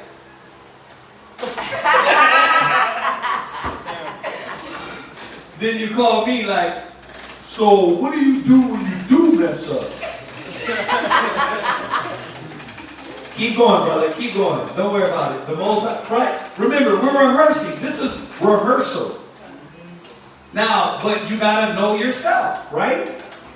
Put sticky tags on the refrigerator so you can be reminded. Put it on the front door if you have to, on the way out. Because you what? You got the candy in the side of the car, you might just pop one in the mouth. Right? Can you brush your teeth? Yes. Unless you drink your toothbrush water. If you got a problem with doing that, then don't brush your teeth. Other than that, remember, this is about consumption. It's about not, you don't have to walk with your breath smelling the whole day. Right? Brush your teeth, spit the water out, be a grown-up. Right? There's nothing wrong with that. So just throwing those little things out there. So we know that the body pressed down. It's telling us here. We know that because you're human. Right? And it's going to be the first hour in, and you swear you're dying. So when is this over? Woo. Woo. Like, bro, it's one day, trust me, we're going to be fine. You're going to be totally fine. But I know how it is. I was there. You know what I mean? Where I always tell y'all, we were doing it at camp speaking in the heat of the day. I remember New York. And you be the lowest ranking man, and then they start handing watermelon for the highest ranking man. And you be watching everybody eat that watermelon until it gets to you. But the sun's down, but you be holding posts, waiting for that watermelon. Right? I know how it is, but you know, you're gonna get through it. It's okay. Right? So you afflict yourself. So we get this part, right? That the Bible shows us what? That there is, in fact, the body can press down on the soul, which is caved in your mind, which is another piece of meat. But that affects you, right? God? So go from there, go to Psalms, what is it, 69? Go to Psalm 69 and 10. Done. Go ahead. Psalm chapter 69, verse 10. Right? When I wept, right? And chastened my soul. See, there you go. When I wept, I did what? And chastened my soul. So you can chasten your soul. We know that because a lot of people chasten their soul, their mind, through what? Depression, anxiety. So there is such a thing. Let's not be naive. There's a way to chastise the soul. And it's what? Putting a burden on your mind. And we know this burden is chastened through what? With fasting. With what? With fasting. We chasten it with fasting. So that's how we're chastening our soul for this day. We're afflicting it with fasting. Go ahead. That was semi-reproach. That's what I got right now. I got hydrating coconut water. I got 2 more of these boys in the car because I want to make sure I'm hydrated. Get hydrated, because really, it ain't even the food. It'd be like the water you want, right? Don't be drinking no dehydrated stuff, man. I'm going to get me a liter of 7-Up. Bro, you're going to kill yourself. Yeah, sis. A lot of people chew gum, and I was just trying to make sure that was... Chewing gum. You don't chew gum. You don't chew gum. I was going to say a smart comment that Ariana, because he tried to, well, can you chew gum? No, you can't chew gum. The whole point is about what? Afflicting yourself.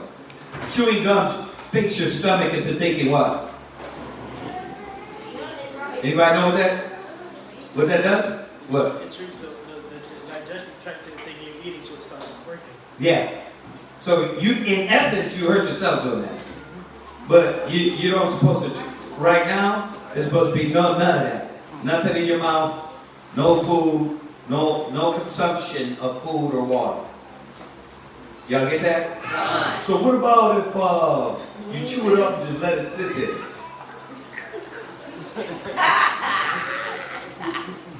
I'm listening. Come on, man. I gotta make y'all smile, man. It's a Shabbat. but Israel, you know how it is, we try to circumvent. But y'all get this, right? Afflicting your soul through fasting. Y'all got that? Read that one more time. When I wept and chastened my soul with fasting, that was to my reproach. That was to my reproach, right? Psalms 85 and Psalms 35 and 13. Psalm 35 and 13. Psalm chapter 35, verse 13. Go ahead. But as for me, right? When they were sick, my clothing was sackcloth. I humbled my soul. So what are we going to be doing during this feast? We're going to be what? Humbled my soul. You're humbling your spirit. See? This is what we're supposed to be doing all the time. But you think what? You're in a religion. So a lot of us, what? Yeah, I'm going to do it during the table when it's over. And right after, I'm going to go what? Back to being an alcoholic. Back to what? Smoking cigarettes. This was supposed to be a giving up of this period.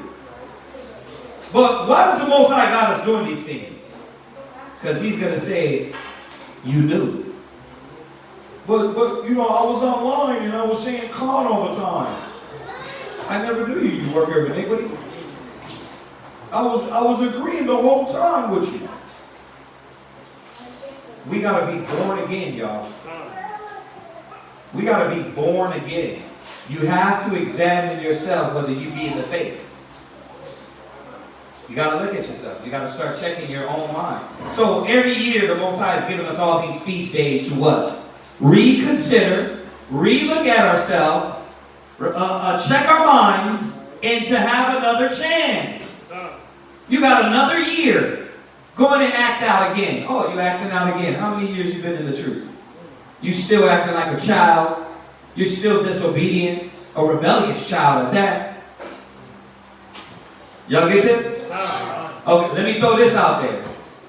Remember, the children ain't accountable to 12. Do not have damn babies fasting on the Day of Atonement. Golly, what is your problem? Nah, he's 9 months, he knows better. No titty milk for him. It's 12 years old. We were accountable.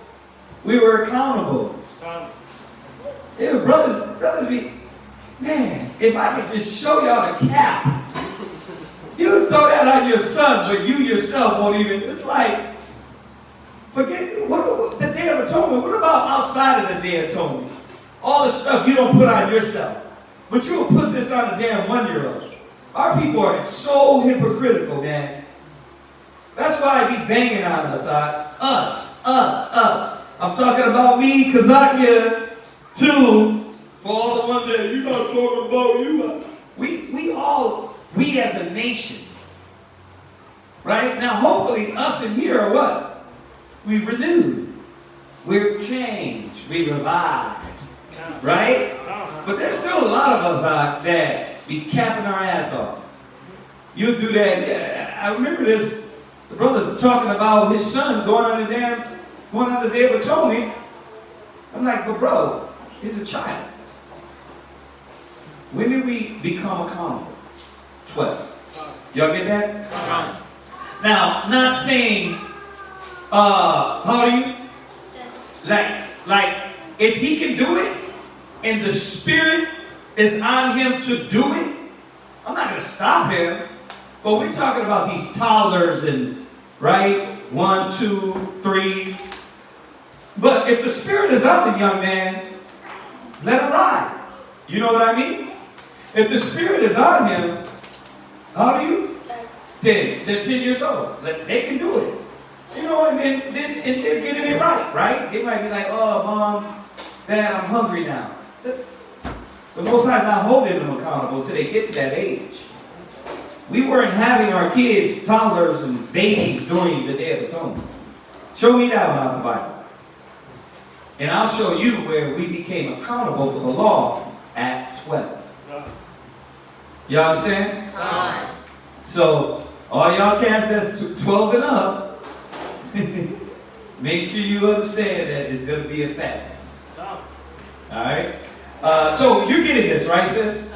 So it makes sense, right? Afflicting your soul is with fasting. And I'm throwing all this extra stuff out there because those are questions that came up in the past. Do I breastfeed? Yes, you gotta breastfeed.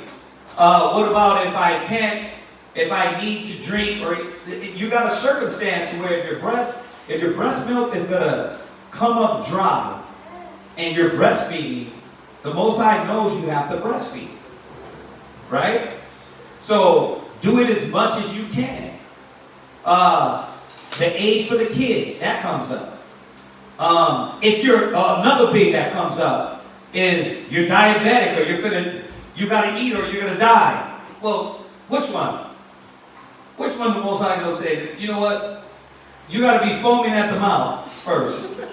Let's use wisdom.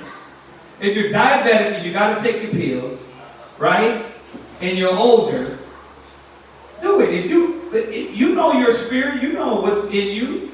If you can get through this day, get through the day. Follow it. But if you're going to pass out, you ain't going to pass out on my watch. Well, Kazaki said I had to, and the ambulance is coming. No. That's not wisdom. All right? You got to have faith, though. And you got to use wisdom with faith. So I don't want you passing out, foaming at the mouth, talking about They made me. They made me fast. They, them. They, them, and him. Nah, I'm not making you do nothing. We're just going on what the scriptures say and making the sense of the word. All right, for y'all. So, you know you're accountable, be accountable. All right? What else? What other things come up? Breast milk, babies, could you chew gum? That's an important one to do. It sounds funny, but a lot of people have done that in the past. Chewed gum. You know what I mean? So, what else? What other ones come up that people ask? I think I got them. Those are a lot of the ones, right? And a lot of you got to work on this day. Little did you know it was a what? It's a Sabbath. See? You literally have to take off of work. Who called in for taking off work? Huh? Right. Okay. See, you smart. You're like, nah, I'm gonna sit at home like that. That's when your day goes longer, though. Yeah. You sit in the bed staring up, getting up, say your prayers. It's gonna be a rough one, yeah. I did the Day of Atonement and went to work. Like that was a big mistake, but it helped a lot of people understand what I was doing and what I practiced and stuff. They didn't know what was going on. I explained it to them, but then they like ordering Chinese food. And I'm like, oh, bro, that smells so good. I should not have changed the work. Like, everybody not really. Your senses. Yeah. Your senses get peaked and you start smelling everything down the block. Yes.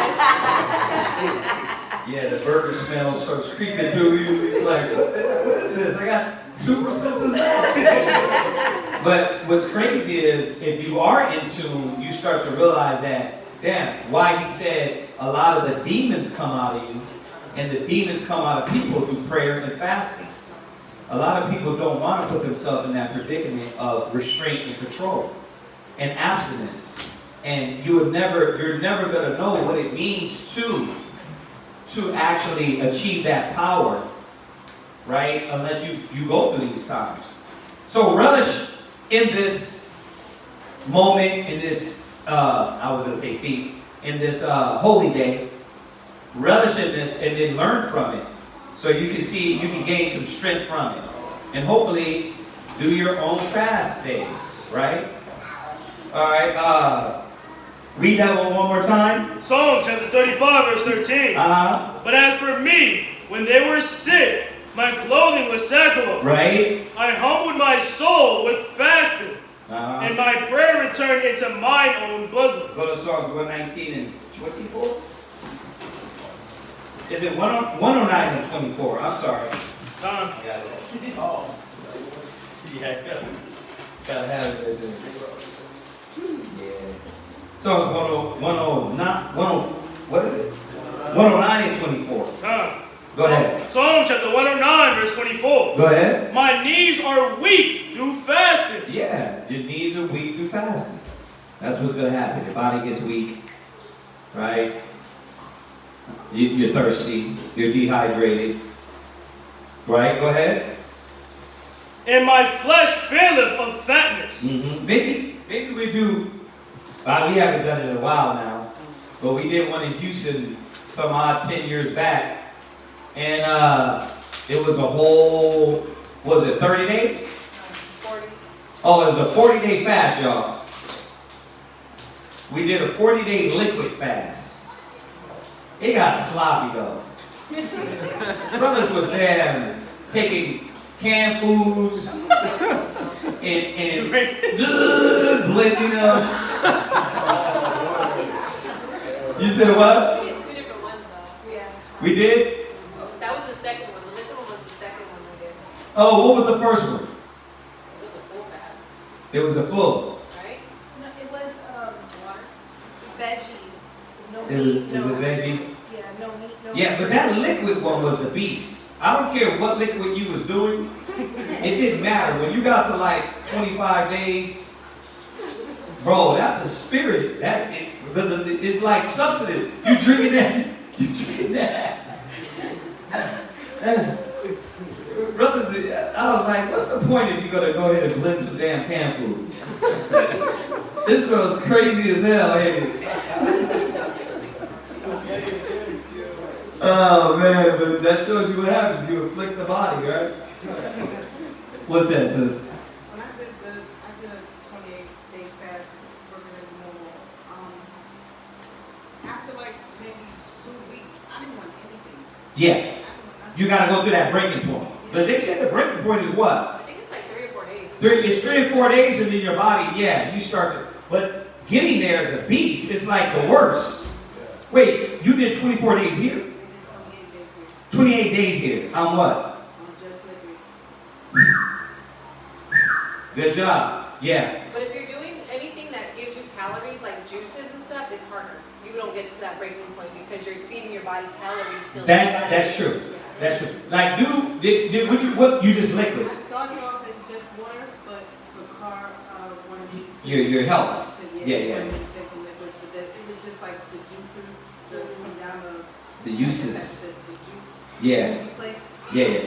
But I did not want it at all. Like I Yeah, because your body starts to clean all that out, and then, man, fasting is the best thing, man. I'm kind of beating myself up right now because I used to fast every Sabbath. But then, you find out it's a feast day, so you stop fasting on the Sabbath. And I didn't facilitate and do other days. But I got to get into that. I used to do it all the time. But yeah, fasting is the best, man. All right, you finished that? Say yes, sir. Okay, go from there and go to Isaiah 58:3. Come. Go ahead. Isaiah chapter 58, verse 3. Go ahead, Doc. You can't be only one reader. You got it. Go ahead. Book of Isaiah chapter 58 and verse 3. Uh-huh. Wherefore have we fasted? Right. Say they. Right. And thou seest not. Wherefore have we afflicted our soul? And thou takest no knowledge. Right. So this is a rebellious statement. This is Israel saying this with no wisdom. Right? So why do we do this? Well, if you ain't doing it in the spirit of the Most High, you are standing like this. Go ahead. Behold, in the day of your fast ye find pleasure. Right. See? Well, the point is this, that when we fast, you don't supposed to be thinking about the burger.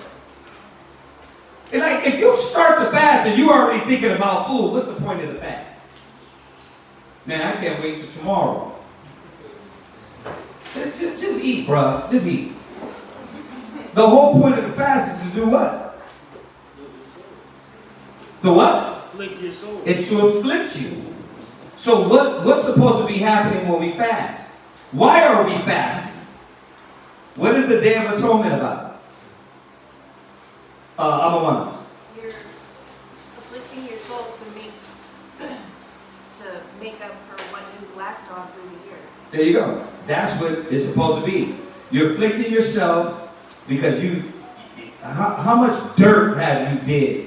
So think about it. You go and say, yeah, the Most High, this fast is symbolically refreshing me and forgiving me.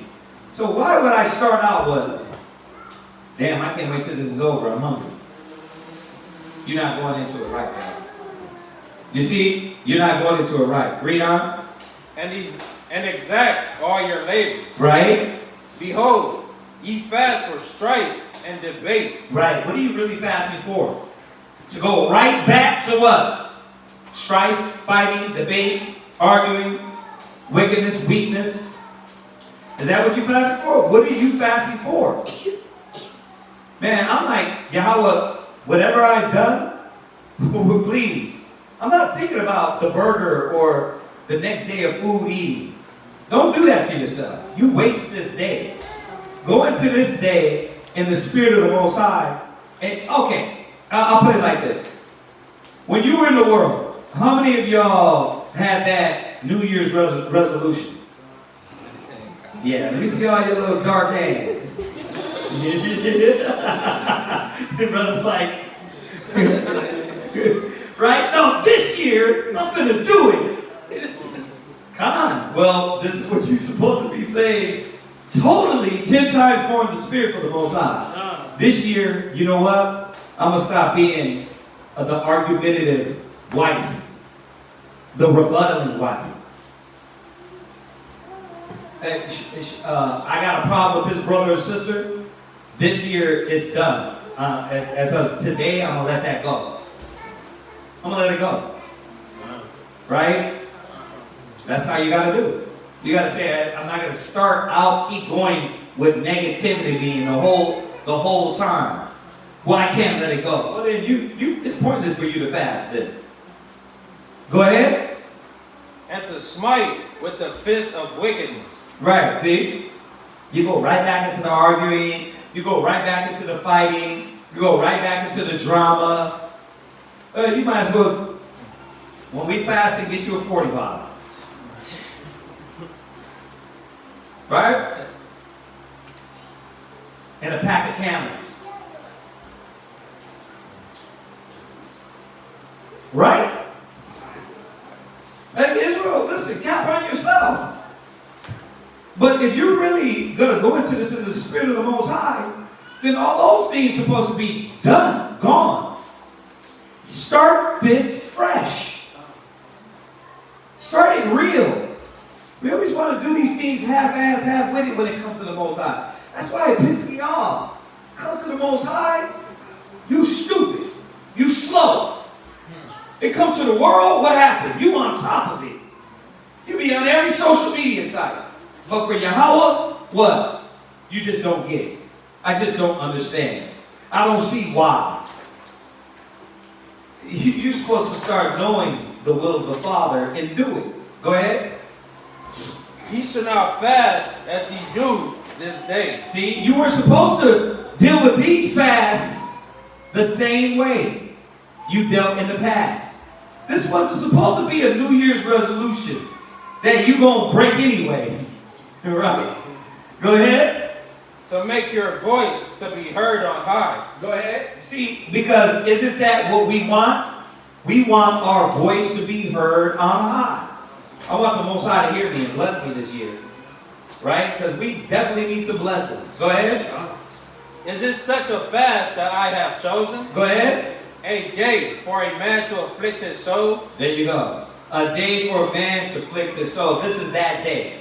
Go ahead. Is it to bow down his head as a bulwark? Right? You know what that means?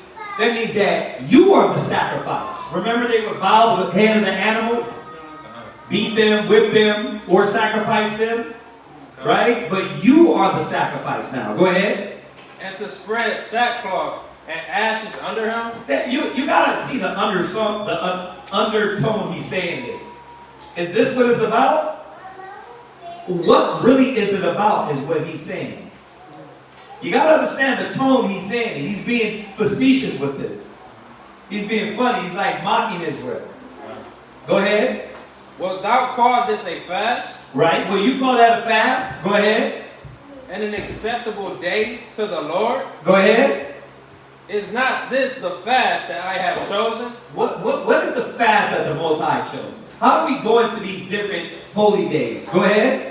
To loose the bands of wickedness. To what? To loose the bands of wickedness. To what class? To loose the bands of wickedness. Remember that, because as you go during this day, and you like hour 4 and you're already thinking about food, how are you going to loose the bands of wickedness?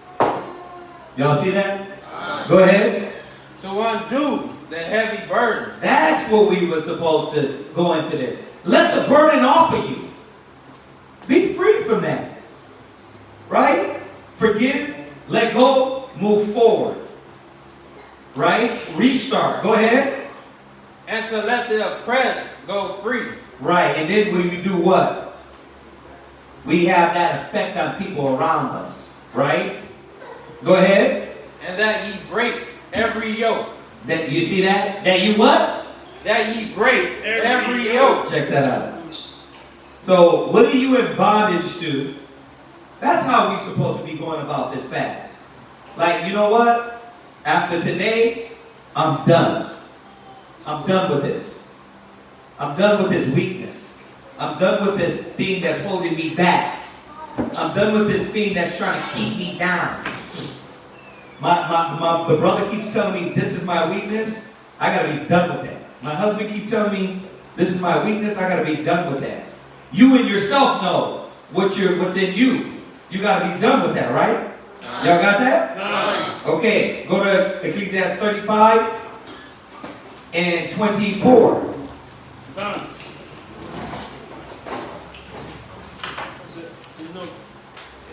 34 and 24, sorry.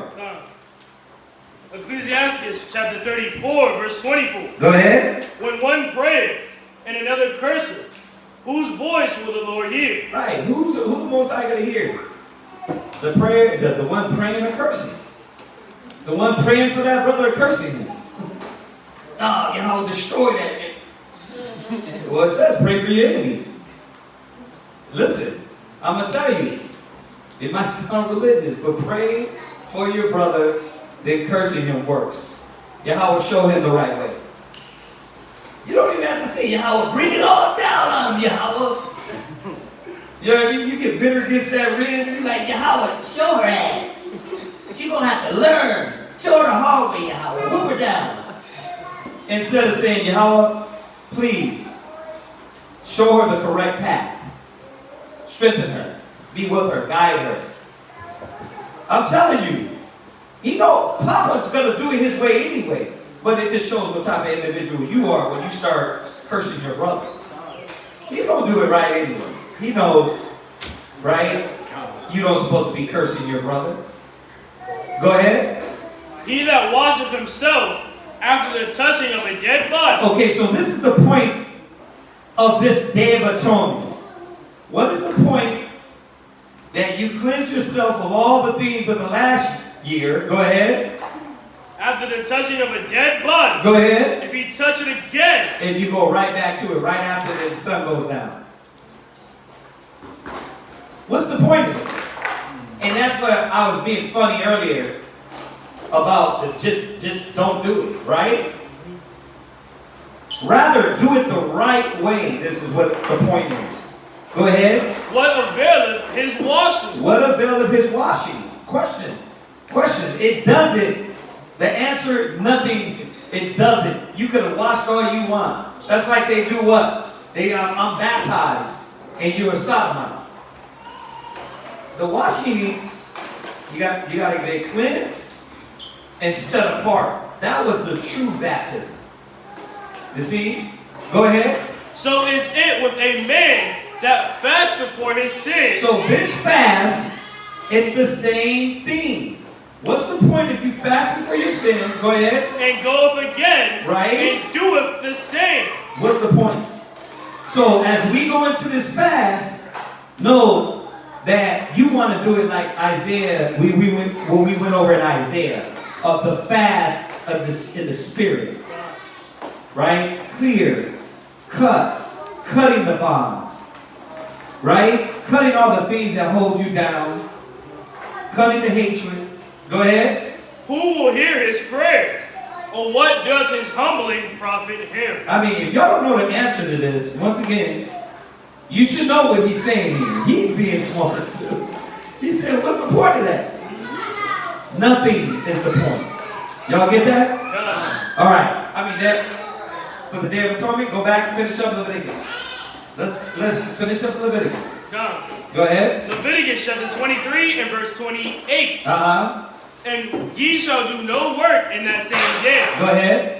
For it is a day of atonement. Right. To make an atonement for you before the Most Higher power. Right. For whatsoever soul it be that shall not be afflicted in that same day, he shall be cut off from among his people. And whatsoever soul... See, that's how serious this was. You were fasting or else you'd be cut off. Go ahead. And whatsoever soul it be that doeth any work in that same day. See? The same This is what I be begging our cats about the Shabbat. Like, you can't pick and choose when to be righteous. Like, you gotta understand, we're supposed to be, like a lot of these holy days, it's supposed to be Shabbats. We're supposed to be resting. Like the tabernacle is coming up. It's supposed to be feasting 7 days. Nothing else. You know what I mean? But we know, like, it ain't just a saying. We're in captivity.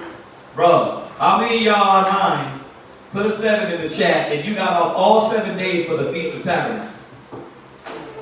And I'm showing y'all that because stop the hypocrisy. Just because you're doing one law good, you still have to understand and be accountable to all the laws. So you got to be careful. Go ahead. The same soul will I destroy from among his people. Right. So y'all get that. We get that, right? And it doesn't mean, like, if you did have to work and you didn't get off, you still follow the day. Right? And you're going to have to stomach it and not walk around. Let's go to the Matthews, though. We got to go how to fast. Because this is, to go back to the, man, we definitely got to go over this one. I'm glad the Spirit just reminded me to go over that one. Go to that one real quick when you fast. You got it? Matthew chapter 6, verse 16. Go ahead. Moreover, when ye fast, be not as the hypocrites of a sad countenance. Okay. Once again, if you're going to start sundown and then you already a sad-ass puppy, a victim, an Israelite victim, what's going on? He made me fast. And I'm like, I'm sick and tired of robots, bruh. If you ain't here doing it for Yahweh, then don't do it. It's better, serious. Because when you just like making the truth to be like just this slavery, you didn't do that to the world because you liked it. When we fast, you're supposed to be walking around dry as hell, dry skin. What's the damn chapstick? Brush your teeth, wash your face. What about the sackcloth? You gonna go throw dirt on you? That's what we're supposed to do. Go outside, throw dirt on you. It didn't say that. It's in sackcloth. Go ahead. For they disfigured their faces. They what? They disfigured their faces. What's up with you? Oh, I'm just one meal out of the year I'm not getting and it's hurting me. Bro, man the hell up, y'all. Man up. We got this. Trust me. I'm talking all this mess. And what? Right when the sun goes down, I'll be like, I'm thirsty. That's how it is all the time. But I'm not going to be a sad puppy. I'm not going to be a sad puppy. You got to know why you're doing this and what mind state you're going in. You know what I mean? Go ahead. That they may appear unto men to fast. Right. Then you appear to people at fast. This wasn't about nobody knowing you're on fast. This was about you. You start what? Trying to get notoriety about your fast. You want people to be like, man, look at him. He's a godly man. Look at him. He's fasting for the Lord. Right? That's what this is about. Remember, that the Pharisees and the Sadducees, they were hypocrites. They only wanted to do things seen of man and be known of man. They didn't do it because the Father was commanding it or his will. They was doing it because why? Somebody was going to give them a dap. Somebody was going to acknowledge them. Go ahead. Verily I say unto you, yeah, they have their reward. They what? They have their reward. Right. They have their reward. You at, what verse are you at? Verse 16. What verse you start at? Verse 16. Go ahead. Verse 17. But thou, when thou fastest, anoint thine head. Right, anoint yourself. You see that? You can put oil, you smell good. Go ahead. And wash thy face. There you go. You can wash your face, you can take it, brush your teeth. Go ahead. That thou appear not unto men to fast. Yeah, you weren't supposed to try to go out there and look like you're fasting. Right? Hey, what's up with you? You different today. Oh, doing it for Yahweh. Doing it for Yahweh, man. That's not necessary. Go ahead. But unto thy Father, which is in secret. What? You're supposed to do everything to the Most High, which is in secret, in your mind, in your spirit. Go ahead. And thy Father, which seeth in secret, shall reward thee openly. Yeah, y'all see that? Okay. Everybody got the arsenal, the ammo, the precepts to understand how we go about this day. And any fast, not just the Day of Atonement fast, any fast. Right? All right, anything else? Any other questions? What we got?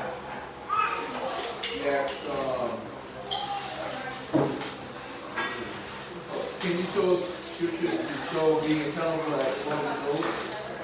Yeah, so you go to, let's go to Samuel. You go to Samuel's and we can go to Christ. Go to Samuel's. Wait, you know what I'm thinking about? It is in Samuel's, right? It is in Samuel's. I'm thinking about the one in Josephus. The one in Josephus is straight to the point, but it is in Samuel's. And then we go to Luke. Let's go to Luke while we look for the one in Samuel's. What is it, Luke 2? 2 and 42. So this is why the so-called Jews, they do a bar mitzvah or a bat mitzvah, right, at 12 years old because it was a coming of age, right? Read that. Luke chapter 2, verse 42. Go ahead. And when he was 12 years old, right, they went up to Jerusalem, right, after the custom of the feast. And when they had fulfilled the days, as they returned, the child Jesus tarried behind in Jerusalem. Okay, so we gotta be clear to understand that, like, it didn't just put this here just for giggles, right? It was put there to show us that at that age, Christ was presented to the priests. At 12. It was for a reason, right? And that precept goes with the one in, you found it?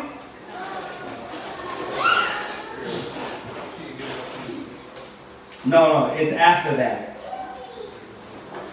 And that's what I was thinking. I thought it was in Samuel, or am I thinking of the Josephus? Huh?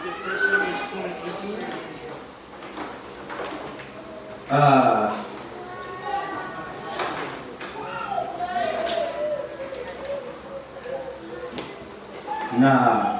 See, I'm thinking, I am thinking the Josephus. What's that? You can go there too. You can go there. Go there in 2 Chronicles 33, 1 and 2.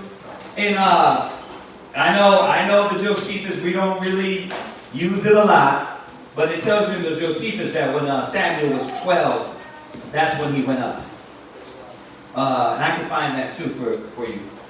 As soon as I get my Josephus. 2 Chronicles 33 and 1. 2 Chronicles chapter 33 verse 1. Manasseh was 12 years old when he began to reign. Right. And he reigned 50 years in Jerusalem. But did this is a good one, but I think there could be, I think that's not going to be able to make the point, because I think, wasn't there kids that reigned younger? Huh? I believe Josiah was like 8 or 9. Yeah. So that would be a good scripture to prove that. That would be a good scripture to prove that. That one right there. Because there's kings that reigned a little bit younger than that. We'd have to pull the one in the Josephus to show that Samuel when he went up. But I need my Josephus to find it. But yeah, 12 years old is, as you see, where we start to be accountable. Like, you also had a certain age you can go to war, right? So, yeah, that's where the 12-year-old comes from. But let us get this into Josephus, and hopefully that's sufficient.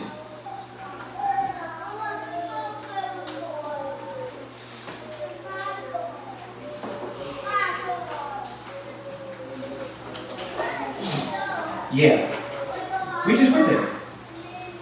Yeah, we just read that. And look. All right, while we're getting that, does anybody have anything else? Yes, ma'am.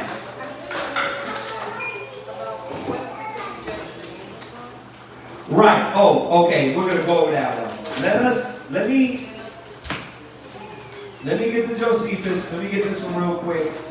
Could you go grab mine out of the car?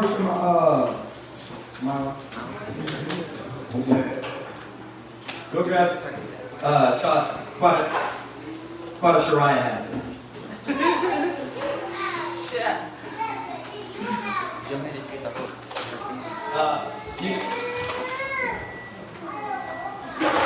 Just get the Josephus if it's in there. Alright, and I mean, I'm sure Kamar knows we're not making it up. So I'm gonna get it to Josephus. And her question was judging angels. Oh. So let's go there. 1 Corinthians, what is it? 1 Corinthians 6? Yeah. Right. So, you know, the funny thing is this one. Read that real quick. 1 Corinthians chapter 6, verse 3. Mm-hmm. Know ye not that we shall judge angels? Right. How much more things that pertain to this life? Right. And this is something I had to be corrected on. Because I've said it before, like, as though we're literally going to judge angels. But how could we judge angels when angels already know to follow the Most High? So High Priest Yeshaya had to tune me up on this one to remind me that what it's saying is just, it's saying that we're going to be as the angels and be able to make decisions like angels. Right? Go to, let's go to 2 Samuel 14 and 20, and then we'll go to the one I just quoted too. Go ahead. 2 Samuel chapter 14, verse 20. Right. And Gamar, I gotta get my Josephus. I don't know where it is offhand, but I know it's in my note in my Josephus. So just bear with me on that. Go ahead. To fetch about this form of speech, hast thou 2 Samuel 14 and 20? Go on. No. That's not it?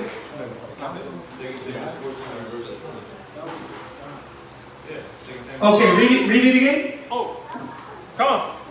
Start from verse 19. I'm sorry. Come on. Just to give her a little understanding what is going on here. Go ahead. Okay. 2 Samuel chapter 14, verse 19. And the king said, is not the hand of Joab with thee in all this? And the woman answered. Joab. Go ahead. Come.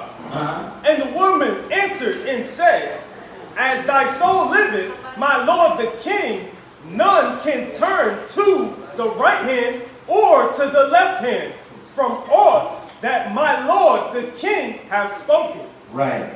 So she came before the king, and the king figured out what she was doing. And Joab was part of it. All right. So go ahead. For thy servant Joab had bade me, and he put all these words in my mouth of thine handmaid to fetch about this form of speech.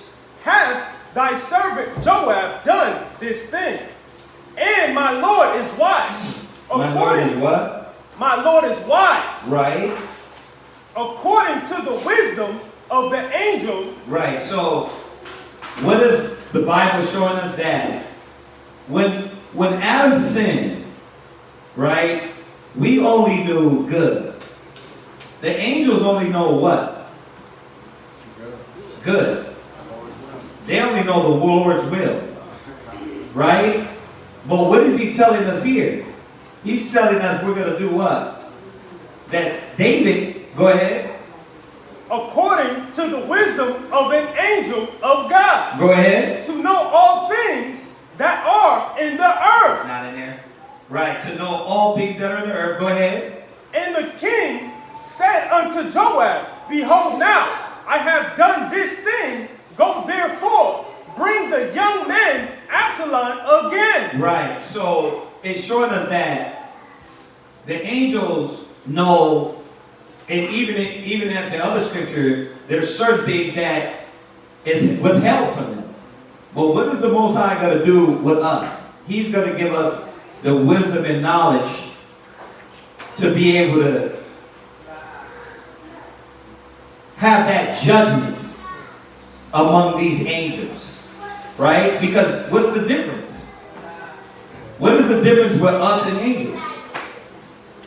You're actually living that life of what? What not to do, right? You're living the path of what not to do, as opposed to Adam. He knew what? All he knew was righteousness. You're going to be able to judge and have wisdom to know what not to do and why not to do it. So all this is talking about is judgment. But as far as actually sitting down and judging an angel, let's think about the context of what's being said. Why would we have to judge an angel? Right. We wouldn't, because they do the commandments of the Most High. So that's what he had to check me on. Like that mindset, according to the scriptures, don't make sense because it says they follow orders, right? So what he's saying is that the Most High is going to give us the wisdom, knowledge, and understanding to the level of these angels and more. There's another one. No, yeah, it's in Samuel's too. I'm gonna get it real quick. It's basically saying the same thing.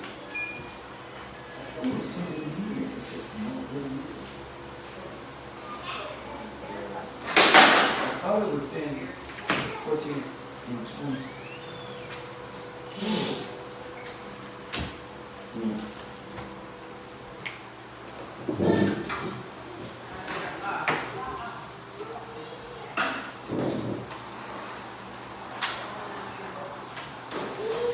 Let me just find this other one for you as well, sis.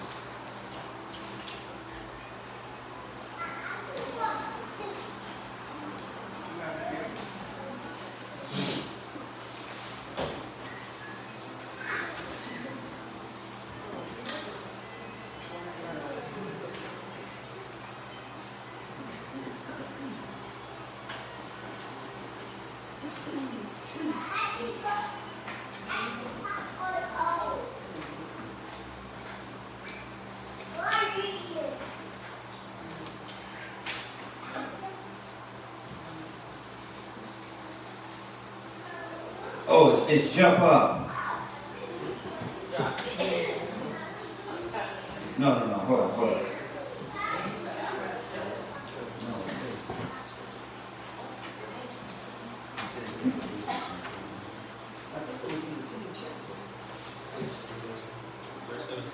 Is it? Yeah, there you go. I thought it was, yeah, verse 17. There you go. Jump to verse 17. 2 Samuel chapter 14, verse 17. Then thine handmaid said, the word of my Lord, the king, shall now be comfortable. For as an angel of God, so is my Lord the king to discern good and bad. There you go. So that discernment to be able to go amongst the angels and have that discernment amongst the angels is what we're going to have. And if you go back to the context of 1 Corinthians, what was the whole point about?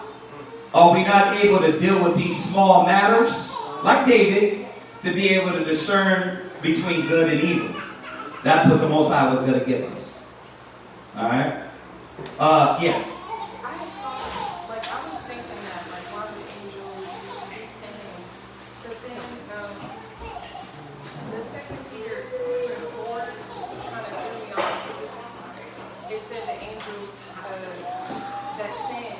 Right. We're going to go into that. That's not talking about the angelic beings. We're going to go into that, but give us some time on it.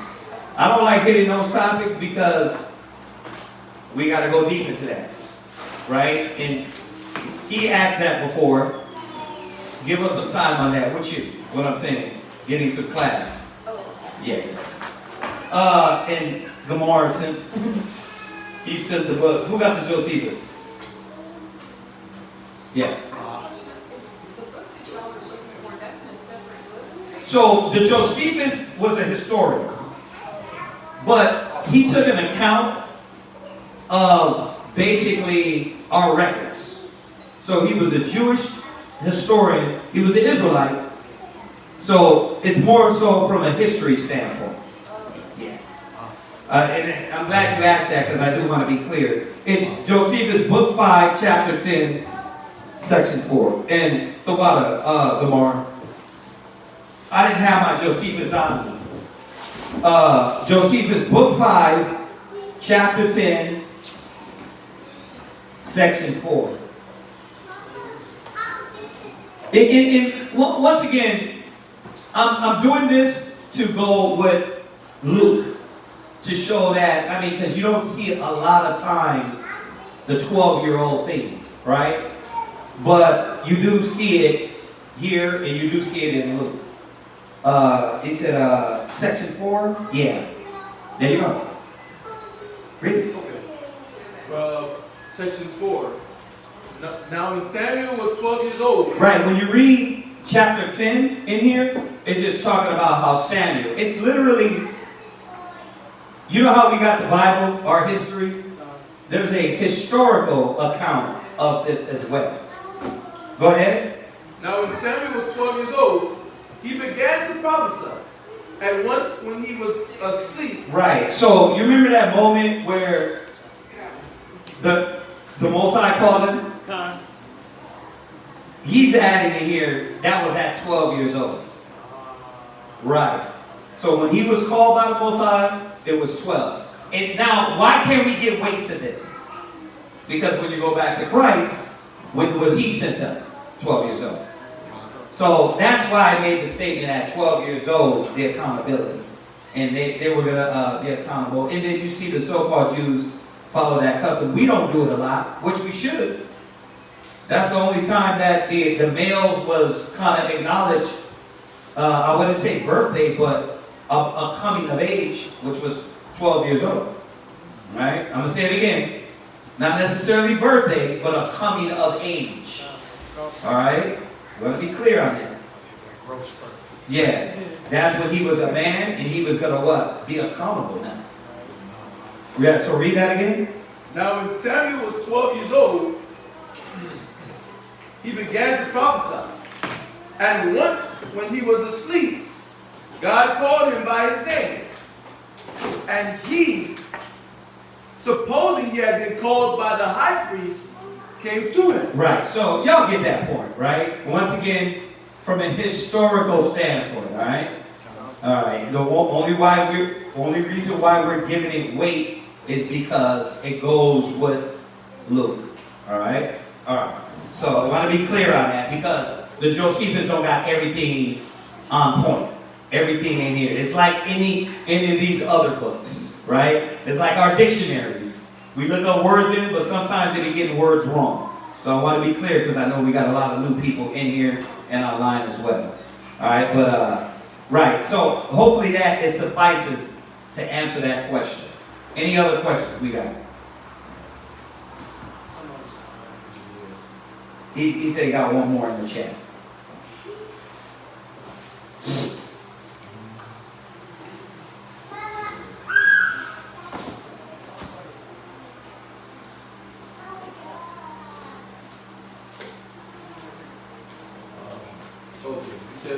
David, he said, Shalom, can we talk about the story in Genesis 38?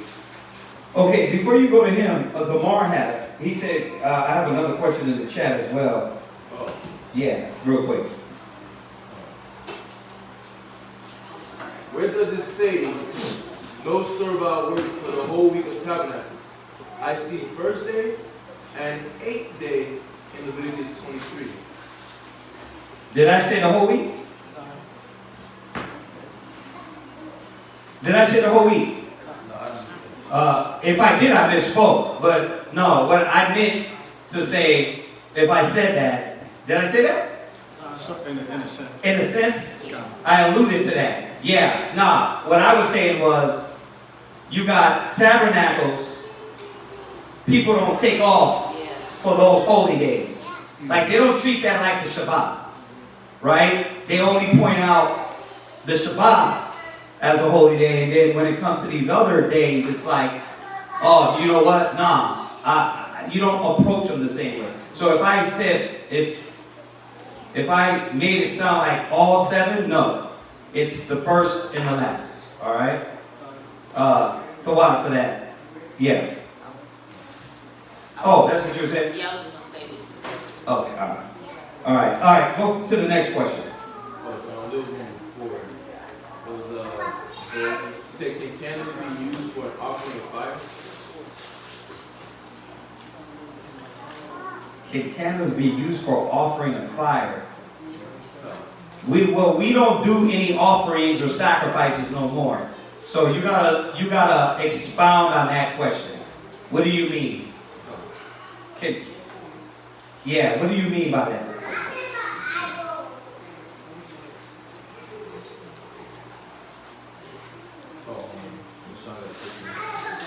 Yeah, expound on the candle one, because I'm not sure we understand that. Because we know the sacrificial law is done away with. That was done away with Christ being the last sacrifice, right? So you gotta, the candles, you gotta tell me what you mean on that. And then what else? So the trying to ask, I have to stay hydrated because of the diabetes. Right. But I would not be eating. Would that be acceptable? The Most High it's acceptable because it's according to your heart. You're going to give what you can. Once again, we don't want nobody to fall out, pass out, because you need to take medicine or whatever. And I know the Most High don't want that. Right? So, use wisdom. Right? And know what you can give and what you can do. You know you can, if you can do it, do it. If not, give what you can give. That's what the Most High is looking at. He's looking at a broken spirit and a contrite heart. Remember that.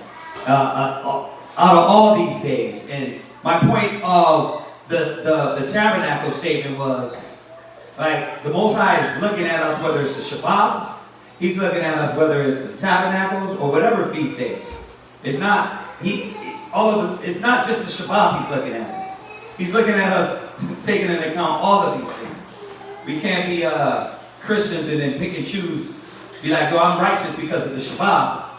But on these other holy days, I don't gotta take off. It doesn't work like that. We still, if you're gonna fight for the Shabbat to take off, then you gotta fight for every holy day to take off and to follow it to the T. That was my point with that. Go ahead. Dorothy Brents, based on her question about can candles be used for an offering of fire? She was referring to Leviticus chapter 23, verse 27, and an offering made by fire to the Lord. Right, that offering made by fire was actual animals. It wasn't just fire. It was an offering made by fire, which you're quoting in Leviticus. So those offerings were animals. So once again, we don't do those offerings.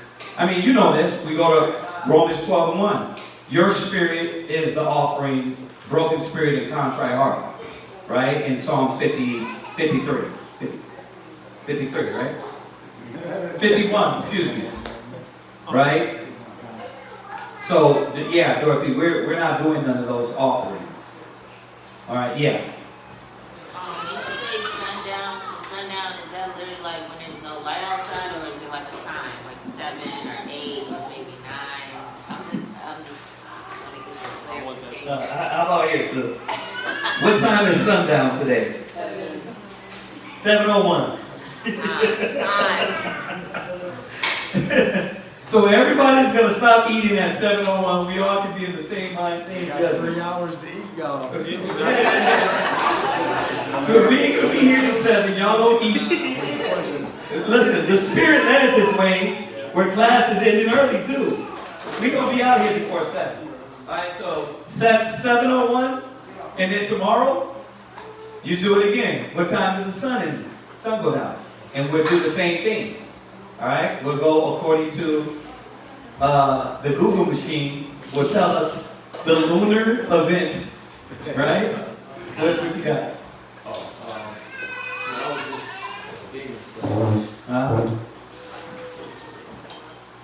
Just the same one. Genesis 38. He says, can we talk about the story of Genesis 38 when it talks about Judah and his daughter-in-law? Yeah, let's go there. Yeah. Genesis chapter 38, verse 1. Go ahead.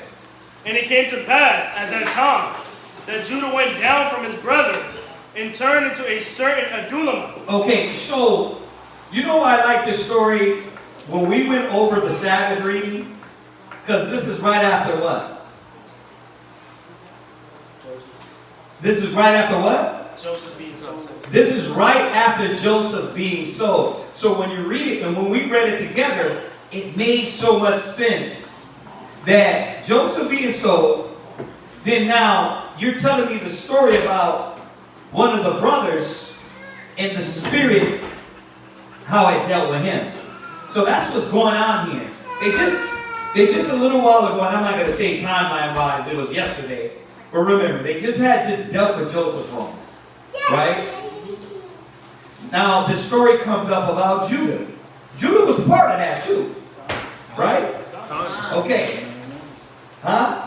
One of the main ones? He was one of the main ones. Saying, let's kill him. Right. So now, perfect. So now what you're seeing is the story of how the Most High dealt with Judah right after this, right? To show us what? That the Most High is not going to let anybody escape when it comes to correction. Right? Give me that. Correct. Go to Hebrews 12. And then we're going to jump into the story. So you can kind of, if you're reading and you're going through the chapters, it's going to make a lot more sense if you're reading straight through and you're like just reading the stories. And then this comes up and you're like, damn, what's up with Judah? Oh, well, what's up with him is that, Hebrews, was it 12 and 5? Done. Go ahead. Hebrews chapter 12, verse 5. And ye have forgotten the exhortation which speaketh unto you as unto children. Go ahead. My son, despise not thou the chastening of the Lord. Go ahead. Nor faint when thou art rebuked of him. Go ahead. For whom the Lord loveth, he chasteneth. See, and that's what this story is about. That remember, it's something the sisters asked the other day. She said, she didn't ask it in this way, but you can kind of get the thought from this. Like, how these are the 12 patriarchs and they wilding out. Right? You're like, well, how are we so righteous and they're doing things like this? Well, the fact is they weren't Christ. They weren't Christ. And then the fact is that they were faulty. And that's what we're seeing here. The check that Judah got. And the faultiness when we stepped outside of the spirit and how the Most High dealt with the patriots. Right? Go ahead. And scourgeth every son whom he receiveth. Go ahead. If ye endure chastening. Oh no, you're good on that. So let's jump back to the reading. Go ahead. What you got? Oh yeah, just correcting what I said earlier. Judah actually the one that for a little bit. Yeah. Well, he the one that said let's not kill him, but let's sell him. Yeah, let's sell him. The point still stands. Yeah. Even though, listen, they were all part of it. Yeah. You know what I mean? And they knew, they should have known better. The character and standard of their papa, being raised under righteous mind, they should have knew that whole envy, striving with their brother was off. Yeah. Right? Okay, so go ahead and read. Genesis chapter 38, verse 1 from the top. And it came to pass at that time that Judah went down from his brethren and turned into a certain Adullamite, whose name was Harab. And Judah saw there a daughter of a certain Canaanite, whose name was Shua. And he took her and went in unto her. Okay. And she conceived and bare a son, and he called his name And she conceived again and bare a son, and she called his name Onan. And she yet again conceived and bare a son, and called his name Shelah. And he was at Chazib when she bare him. And Judah took a wife for his firstborn, whose name was Tamar. And Judah's firstborn, was wicked in the sight of the Most High. And the Most High slew him. And Judah said to Onan, go in unto thy brother's wife. So, what are we learning?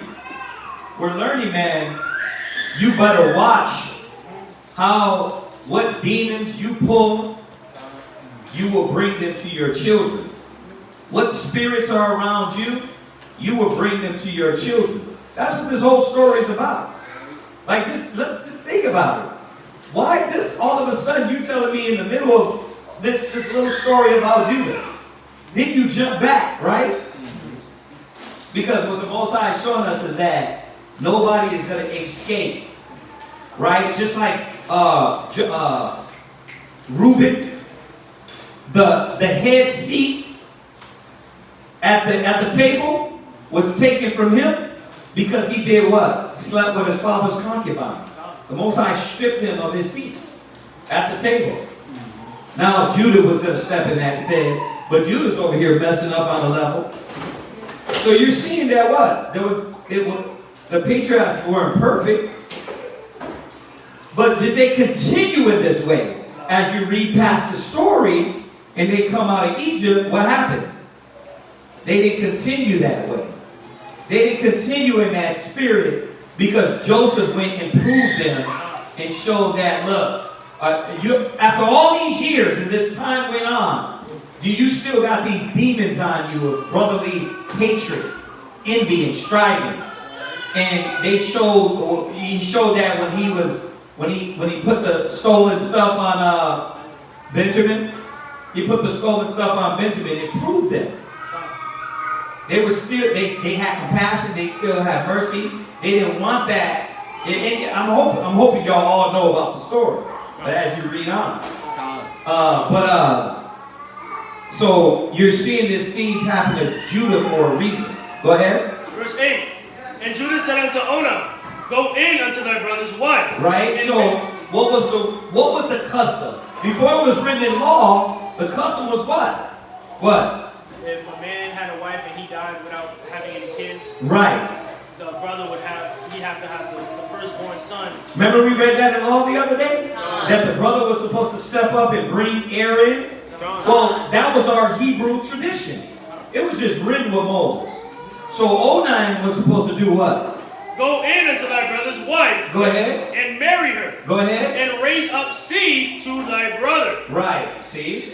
He was supposed to, remember, like we went over in the law. And we can get that law too, if one of y'all can look for it. But, no, you stay where you're at. Let them find it. So what was supposed to happen? What was supposed to happen when he laid with this woman? The child, the man-child that would be brought forth would not be his in his name. It would be his brother's. Right? A lot of times, brothers point this out just about the seed spilling on the earth. It's way more than that. It was way more than that. Yes, it was a seed, but it was a reason. Go ahead. Verse 9. And Onan knew that the seed should not be his. Right. You see that? He knew the seed wasn't going to be his. So, what spirit was on Onan?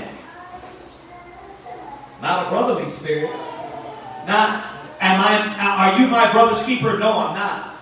That spirit was from the father because the axe and the mold he was in dealing with his brother. How do you know?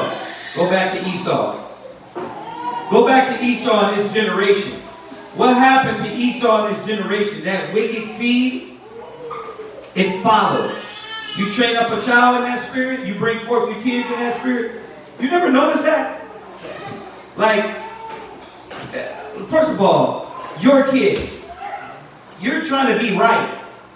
But then you look at certain kids' habits and you're like, but I'm changing, but they still picked up bad habits from you? You're like, but wait a minute, I'm the new man now. But that's how keen you gotta be to your habits, because a lot of these habits, the kids will pick up. And that spirit will pick up. I'm not gonna say that. I'm gonna leave it like that. There's kids, I'll use me as an example. My kids.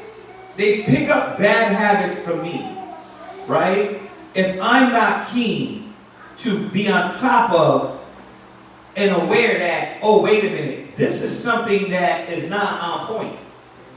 And that's what you see. You see kids just like their parents. You're like, damn, it's a trip. How did he sperm out exactly him? Serious. And you be like, this is crazy. Because what happens? You're not on top of what you're supposed to be on when dealing with those kids. That spirit is around you. And that's what you're seeing with him. The Most High is checking Judah, and his sons were not right. The son is not right. Go ahead. Verse 9. And Onan knew that the seed should not be hid. Go ahead. And it came to pass, when he went in unto his brother's wife, go ahead, that he spilled it on the ground. So I'm going to have sex with her and then pull out. You could have just said, you know what? I'm not doing this. So, once again, Judah's sons were not on point. Right? They made mistakes. They messed up. Well, his mistake was a big one. He's going to pay for that. Go ahead. Least that he should give his seed unto his brothers. Go ahead. And the thing which he did displeased the Lord. Wherefore he slew him also. Right. Then so you see that? Most High killed him. Took his life because, once again, who had to learn? Judah, the father. Like, you see what spirit you got on your kids? They're not on my brother's keeper. And that spirit went to your children. Gotta be careful with that. But what verse does he want us to go down to? He was just asking about the story. Yeah. I mean, because we could read all the way down, but I mean, is that what you wanted? He said, okay, yeah. So that's what was going on here. We're familiar with that because we just literally read all these. Like I said, when you read it together, it's beautiful because you start to see like how this fits in the middle of all that. So, I mean, he gets that. What you got? I had Deuteronomy 25 verse 5. That's the law, Deuteronomy 25 and 5? Go ahead, read that. Deuteronomy chapter 25 verse 5. If brethren dwell together, and one of them die, and have no child, the wife of the dead shall not marry without a stranger. Her husband's brother shall go in unto her. Right. So remember, that law was written because it was a custom that us as Hebrews already followed. So there it is, Deuteronomy 25:5. All right. Anything else? Yeah. The first one is 1 Corinthians chapter 15, verse 29. And he wants to know, what does it mean in 1 Corinthians 15:29? Who is being baptized for the dead? Question mark. Go ahead. 1 Corinthians chapter 15, verse 25. Hold on, let's start up a little bit. 1 Corinthians, let's see what we're talking about here, right? 1 Corinthians 15 and 1 Corinthians 15 and what? You want 29? Let's read read 23. Come. For as in Adam all die, even so in Christ shall all be made alive. All right, so just to kind of get in the role of the subject, we're talking about resurrection, right?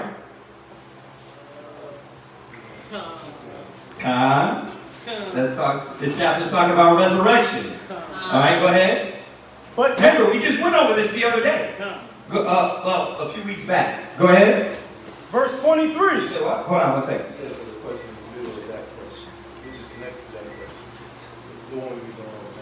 Okay, well, let's answer the question before we answer the question in the middle of the question. All right, go ahead. But every man in his own order, Christ, the first fruits. Afterwards, they that are Christ's. Right, so two ways we're being resurrected, spiritually, and it will transcend to physically, right? Christ is the first fruits and showed us how to walk. He showed us how to live. And when we walk like that, we will be resurrected, right? Spiritually. And if we die like that, we will be resurrected physically, right? Go ahead. Afterward, they that are they that are Christ's at his coming. Right. They that are Christ at his coming, right? Will be resurrected. Go ahead. Then cometh the end. Go ahead. When he shall have delivered up the kingdom to God. Right. Even the Father. Because it's the Father's kingdom, but his Son is going to reign in it, and we're under his Son, right? Go ahead. When he shall have put down all rule and all authority and power. Right. For he must reign till he have put all enemies under his feet. The last enemy that shall be destroyed is death. Right. For God so loved the world that whosoever believes shall not perish but have everlasting life. Be what? Immortal, right? That's the promise. Have everlasting life. Go ahead. For he hath put all things under his feet. But when he said all things are put under him, right? It is manifest that he is accepted, which did put all things under him. Okay, let him read. Let him read out, because you got to read it clear, or else it's not going to come out clear. Read 28 again. And when all things shall be subdued unto him, then shall the Son also himself be subject unto him that put all things under him. Right, so the Most High sent Yahushua. Yahushua is going to subdue all things and give it back to the Father. Right? Go ahead. That the Most High may be all in all. Right, go ahead. Else, what shall they do which are baptized for the dead? Right, so, or else what shall they do? I'm going to look at that. I'm not going to even speak on that. Let me go over that before I misspeak on that point right there. Yeah, I'll look at that, read that, consult, but I don't want to speak on that. I don't want to misspeak. All right. What was his other question on that? His other question was what is your take on 2 Corinthians chapter 3, verse 6? The letter killing, but the spirit giving life. Right. The 2 Corinthians 3 and what? 6. Read that. 2 Corinthians chapter 3 and verse 6. Well, I'm gonna get that one because I want that one. I want to make sure I'm correct on that one. So bear with me on that, Lamar. Write that one down. And 3 and what? Verse 6. Go ahead. 2 Corinthians chapter 3 and verse 6. Go ahead. Who also has made us able ministers of the New Testament. Right. Not of the letter. Right. But of the Spirit. Right. Not of the letter, but of the Spirit. Go ahead. For the letter killeth. Right. The letter killeth. Right. But the Spirit giveth life. Okay, so let's answer that. Go to Galatians. Go to Galatians. This is what it means by, that's what he asked about the letter killing, right? Right. Go to Galatians 3 and 11. Read 10. And that's, this is going to answer it straight to the point. Go ahead. Galatians chapter 3. Galatians chapter 3 verse 10. For as many as are of the works of the law are under the curse. Right. That's what it means by the letter killing. If you alone are defined by, like the guy that ran up to Christ and said, listen, I followed the law from my youth up. I kept the Sabbath. And then he said, okay, go sell everything you have. Why? Because really, in essence, you didn't follow the law of the Spirit. You were just robotically. Now, if you did that and you were technical in that, you would have to literally follow all the law to the T. Which we know is what? Impossible. It's impossible. Because if you break one, you break them all. And it's going to tell us that. So what does it mean the letter killeth? Meaning that, read on. For it is written. Right? Cursed is everyone that continueth not in all things which are written in the book of the law. That's the answer. That is telling you right there, like the letter killeth, meaning that if you don't stick to everything in it, then you're cursed. So that's how the letter killeth. Right? Read on. To do them. Verse 11. But that no man is justified by the law. Right. And that's what we were supposed to understand. That you're not justified, you're not going to be justified by the law alone. Like you got variables in here. You got faith, you got the law, and then you got grace. Right? We know our faith isn't going to match up. We know us keeping the law ain't going to match up. So our justification can't just be by the law. If that was the case, then, like we always go over, what would the need be of Christ? We could have just had the law, matched up to it, checked crossed all our T's and dotted our I's, and then would have made it into the kingdom. But like we've been on this a lot, because we fell short, Yahushua had to come and give us grace. So the justification wasn't going to be by the law. Okay? It was going to be through Yahushua. Go ahead. But that no man is justified by the law. Go ahead. In the sight of the Most High. Go ahead. It is evident. For the just shall live by faith. Verse 12. And the law is not of faith. Right. But the man that doeth them shall live in them. So what does that mean? That means that what? You have a technical written law. You didn't have to have faith. All you had to what? Is do them. Right? Just do it. And that's what we didn't understand. We didn't understand the mingling of the faith in the law. We didn't understand why to do the law and be in the spirit of the law. So that's where the curse came from. Go ahead. Christ hath redeemed us. But Christ had did what? Redeemed us. Go ahead. From the curse of the law. See? So the letter killeth is what? The letter killeth means that anything we didn't do in the law, right? We were dead. We supposed to be punished. Right? But Christ has redeemed us from that curse. Go ahead. Being made a curse for us. Right. So that's what it means by the letter. It's the letter that killeth. Right? And I can go on and on. All right. Hopefully that satisfies them. What else? It says, is Ephesians 4:7 speaking to everyone having a different amount of grace and time to get it right? Let's go there. Ephesians chapter 4, verse 7. But unto every one of us. You got it. Let big fella get it. Go ahead.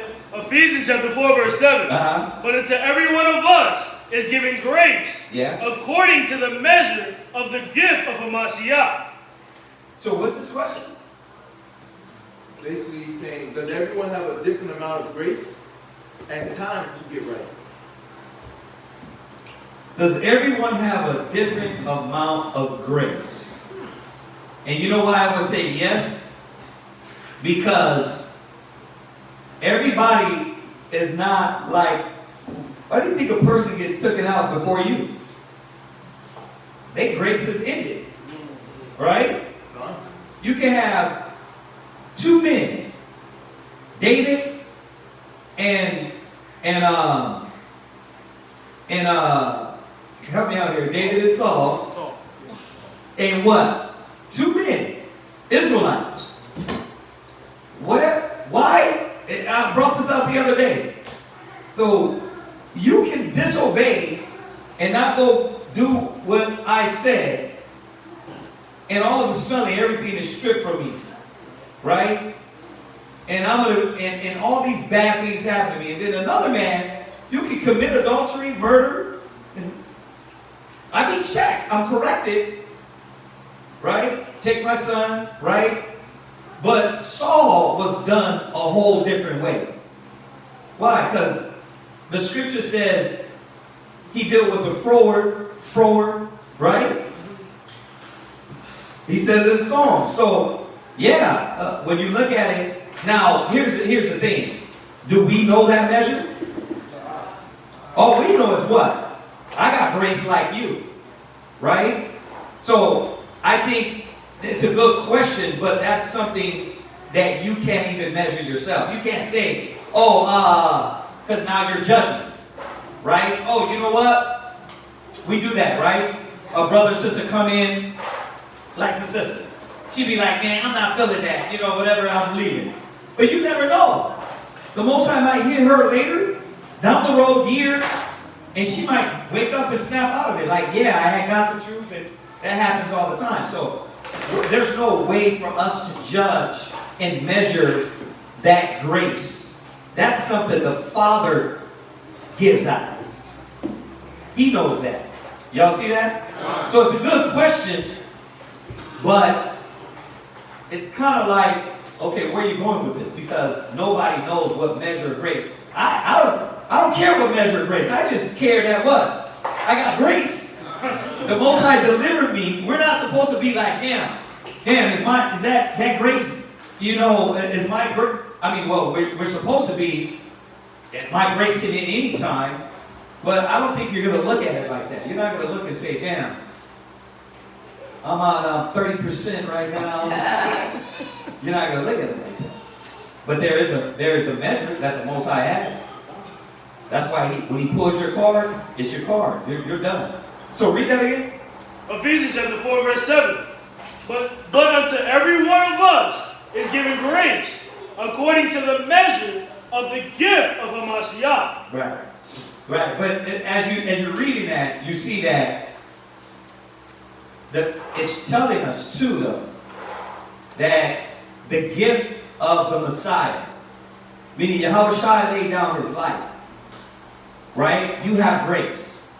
What are you going to do with that grace? So I don't think this is just pointing out this measure or wanting us to focus in on a measure. It's wanting us to understand that Yahushua died for you, and when you measure that up, what could it be measured by? It can't be measured by nothing. That's invaluable. He laid down his life, right?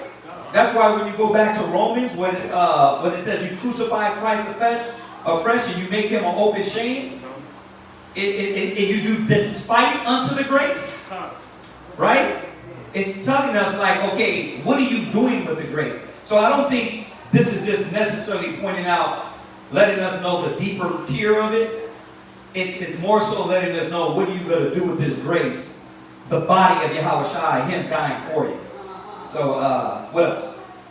Y'all get that, right? That's not really all that deep. It's just understanding what Yahushua did.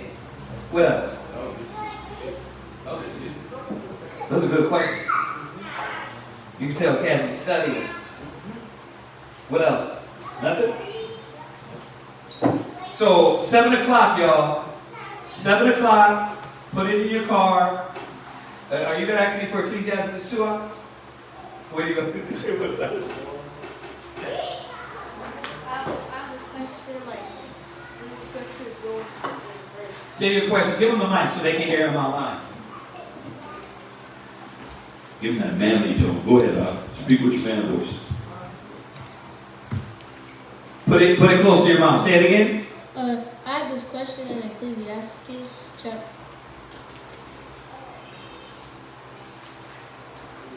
2 and verse 10. See which verse will go with it. Go ahead. Where is it at? I have Romans 5 and 3. Ecclesiastes 2 and 10. You want to know Ecclesiastes 2 and 10. And you want to know if Romans 5 and 3 goes with that? Okay, so look at the generation of old and see, did any trust in the Lord and was confounded? And did any abide in the fear and was forsaken? Whoever did despise and call upon him, or whom did he ever despise that called upon him? Right? So what scripture you want to know if it goes with it? Romans chapter 5 and verse 3. Go ahead. Romans chapter 5 and verse 3. Not only so, but we glory in tribulations, also knowing that tribulations worketh patience. Okay, so if you're linking up a precept on the same subject, right? And you're asking, does this go with that subject? No. But if you were talking about going through these tribulations, right? That will give understanding to that. Yeah. But like, you know how we were looking for the precept to match with the 12-year-old that said at 12 years old? Like, you got to look at them like that. As opposed to, yeah, I can bring that out to edify the subject. Going along affliction. But when you say does it go with it, I'm thinking Psalms 37 and 25. Like the Most High never forsake the righteous. Or how's it go? Read it. Psalms chapter 37 verse 25. I have been young, and now I am old. Yet have I not seen the righteous forsaken. You see that? So this subject specifically is talking about, look at the generations of old. And did you ever see anybody believe in the Most High, and the Most High just was like, whatever, and not paying attention or not caring for them? That's sort of on point or more on point as opposed to where you're going. You see that? This is how to deal with it, how to deal with your low position. If this goes with it, this actually goes with the scripture. You get that? Yeah. Okay, all right. All right, so anything else online? No. Okay.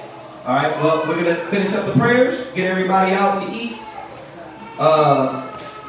You stuff your face, which I don't suggest you just go overboard, because you'll be hungry in 3 hours.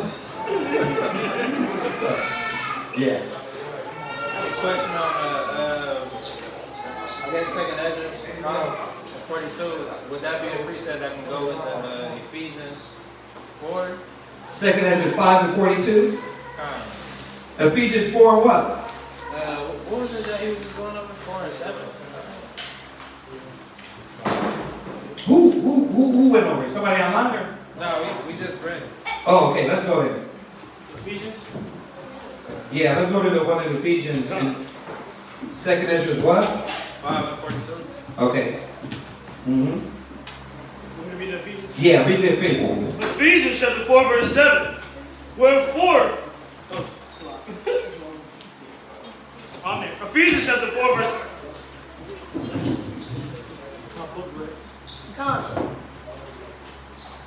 Ephesians chapter 4 verse 7. But unto every one of us is given grace according to the measure of the gift of Christ.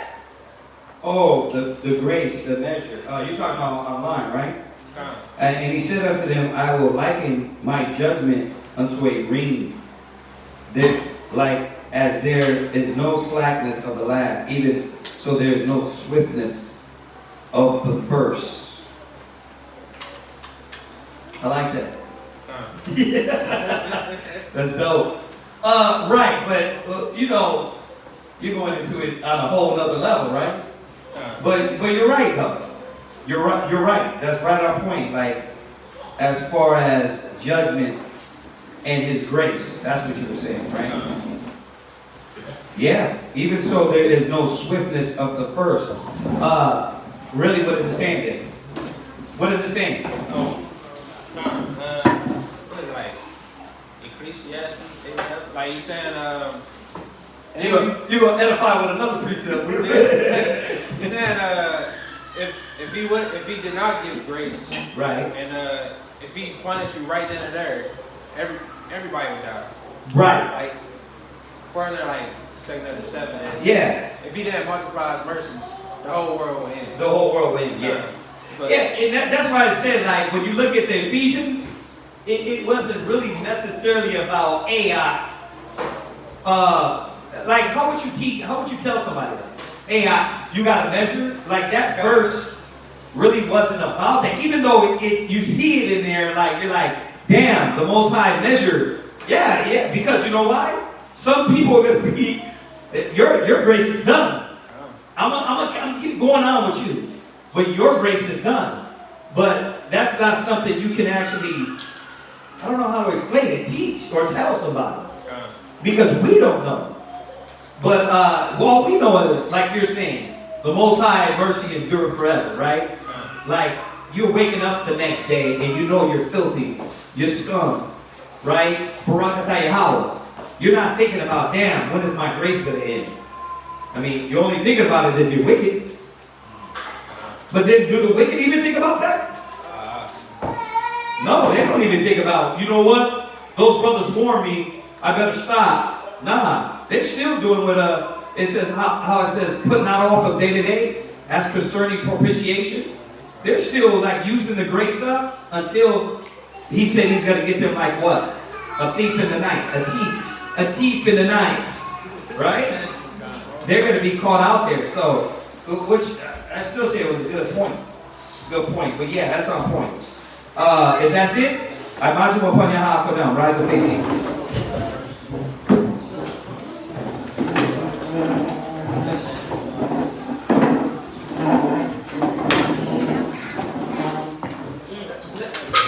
Yo, so every piece we're going to be displaying. We're going to fill the walls up.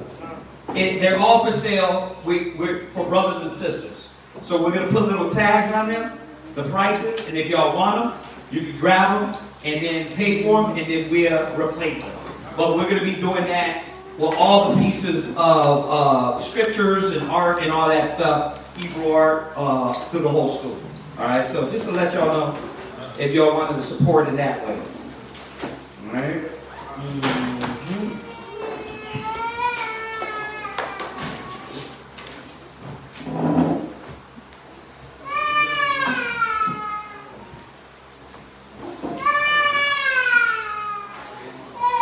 Barakatah Yahweh.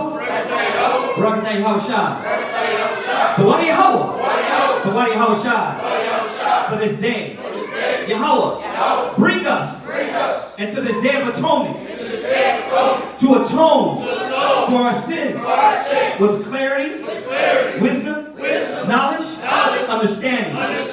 Please, Yahweh, remove from me, from around me, baggage, hatred, bitterness, envy, strife. Please, strengthen me with your Holy Spirit. My body, this day, my mind, strengthen me, and remove hunger away from me. Remove thirst away from me. Through reminding me to submit, to do your will. Please, Yahweh, look down upon us this holy day and have mercy on our weakness, our wickedness, our pride, our foolishness, and be with us. We need you, Yahweh. Strengthen us, shield us, protect us, guide us, and walk with us.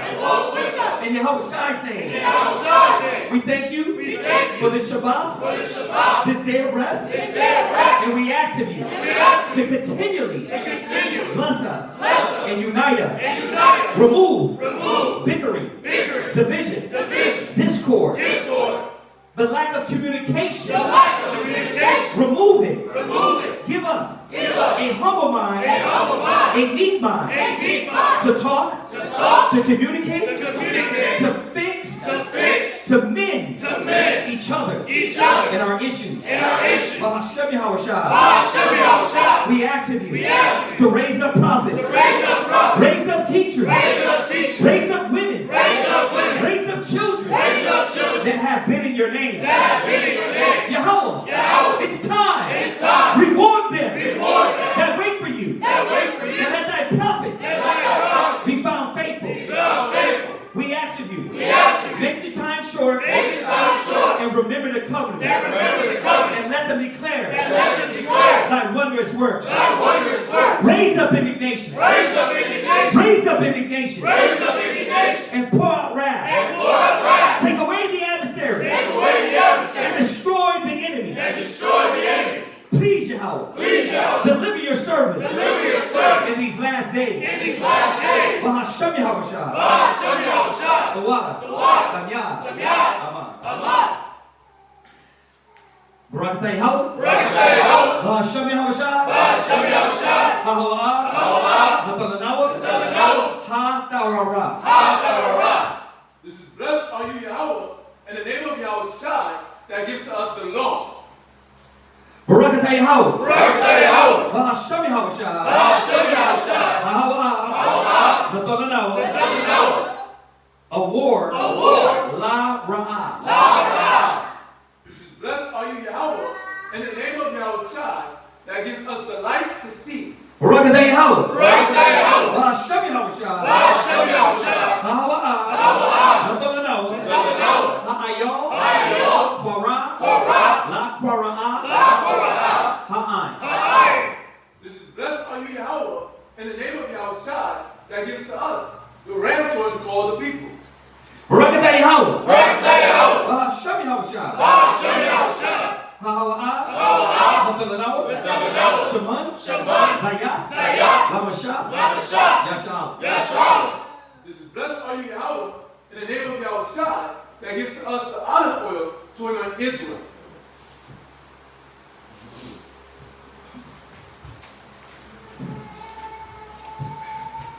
This is Psalms 92. It is a good thing to give thanks unto Yahweh and to sing praises unto his name. O Most High, to show forth thy loving kindness every morning and thy faithfulness every night upon the instrument of 10 strings, upon the psaltery, upon the harp with a solemn sound. For thou, Yahweh, has made me glad through thy work. I will triumph in the works of thy hands. O Yahweh, how great are thy works, and thy thoughts are very deep. A brutish man knoweth not, neither doeth a fool understand it. When the wicked spring up as grass, and all the workers of iniquity do flourish, it is that they shall be destroyed forever. But thou, Yahweh, are most high forevermore. But lo, thine enemy, O Yahweh, but lo, thine enemy shall perish. All the workers of iniquity shall be scattered. But our horn shalt thou exalt like the horn of a unicorn. We shall be anointed with fresh oil. My eye also shall see my desire of my enemy, and my ears shall hear my desire of the wicked that rise up against me. The righteous shall flourish like the palm tree. He shall grow like the cedar of Lebanon. Those that be planted in the house of Yahweh Shai shall flourish in the courts of the Most High. They shall bring forth fruit in old age. They shall be fat and flourishing to show that Yahweh is upright. He is our rock. And there is no unrighteousness in him. It says here, to those that be planted in the house of the Lord. The Lord is Yahweh Shah. And flourish, it shall flourish in the courts of God, the Most High. So that's why I read it like that. The Yahweh Shai is bringing us in to get to the Father. Y'all get that? God. Okay, this is Psalms 133. Shayar. Shayar. Hamalawa. Hamalawa. Nadawa. Nadawa. Hana. Hana. Matawa. Matawa. Wama. Wama. Excuse me. Yeah, Wama. Wama. Nayum. Nayum. Shabbat. Shabbat. Akim. Akim. Gum. Gum. Yachad. Yachad. Kashaman. Kashaman. Hatawa. Hatawa. Ayu. Ayu. Haramash. Haramash. Yurad. Yurad. Ayu. Ayu. Hazakwan. Hazakwan. Zakwan. Zakwan. Aharan. Aharan. Shayarad. Shayarad. Al-Panya. Al-Panya. Marawafiwa. Marawafiwa. Katol. Katol. Karawan. Karawan. Shayarad. Shayarad. Ayu. Ayu. Hariyah. Hariyah. Tazaya 1. Tazaya 1. Kaya. Kaya. Shum. Shum. Tazawa. Tazawa. Yahweh. Yahweh. Habaraka. Habaraka. Kayayam. Kayayam. Ay. Ay. Haywalam. Haywalam. Aman. Aman. This is Psalms 133. Behold, how good and how pleasant it is for brethren to dwell together in unity. It is like the precious ointment upon the head, that ran down upon the beard, even Aaron's beard, that went down to the skirts of his garments, as the dew of Hermon, and as the dew that descended upon the mountains of Zion. For there the Lord commanded the blessing, even life forevermore. Bahasham Yahweh Shai. Bahasham Yahweh Shai. The water. Shabbat. Amen. All right, circle up.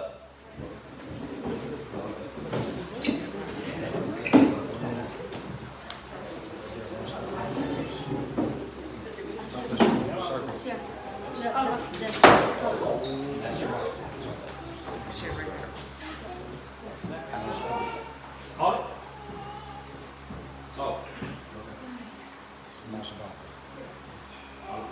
Akli, Amal, Barak.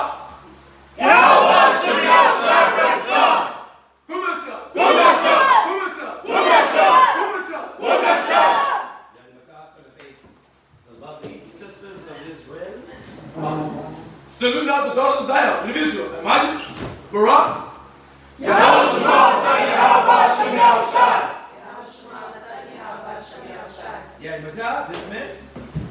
Say Shabbat Shalom. Shabbat Shalom. Everybody online, y'all have a good day of atonement. Remember, if this is your first, put stickers up in places to remind yourself. Shalom.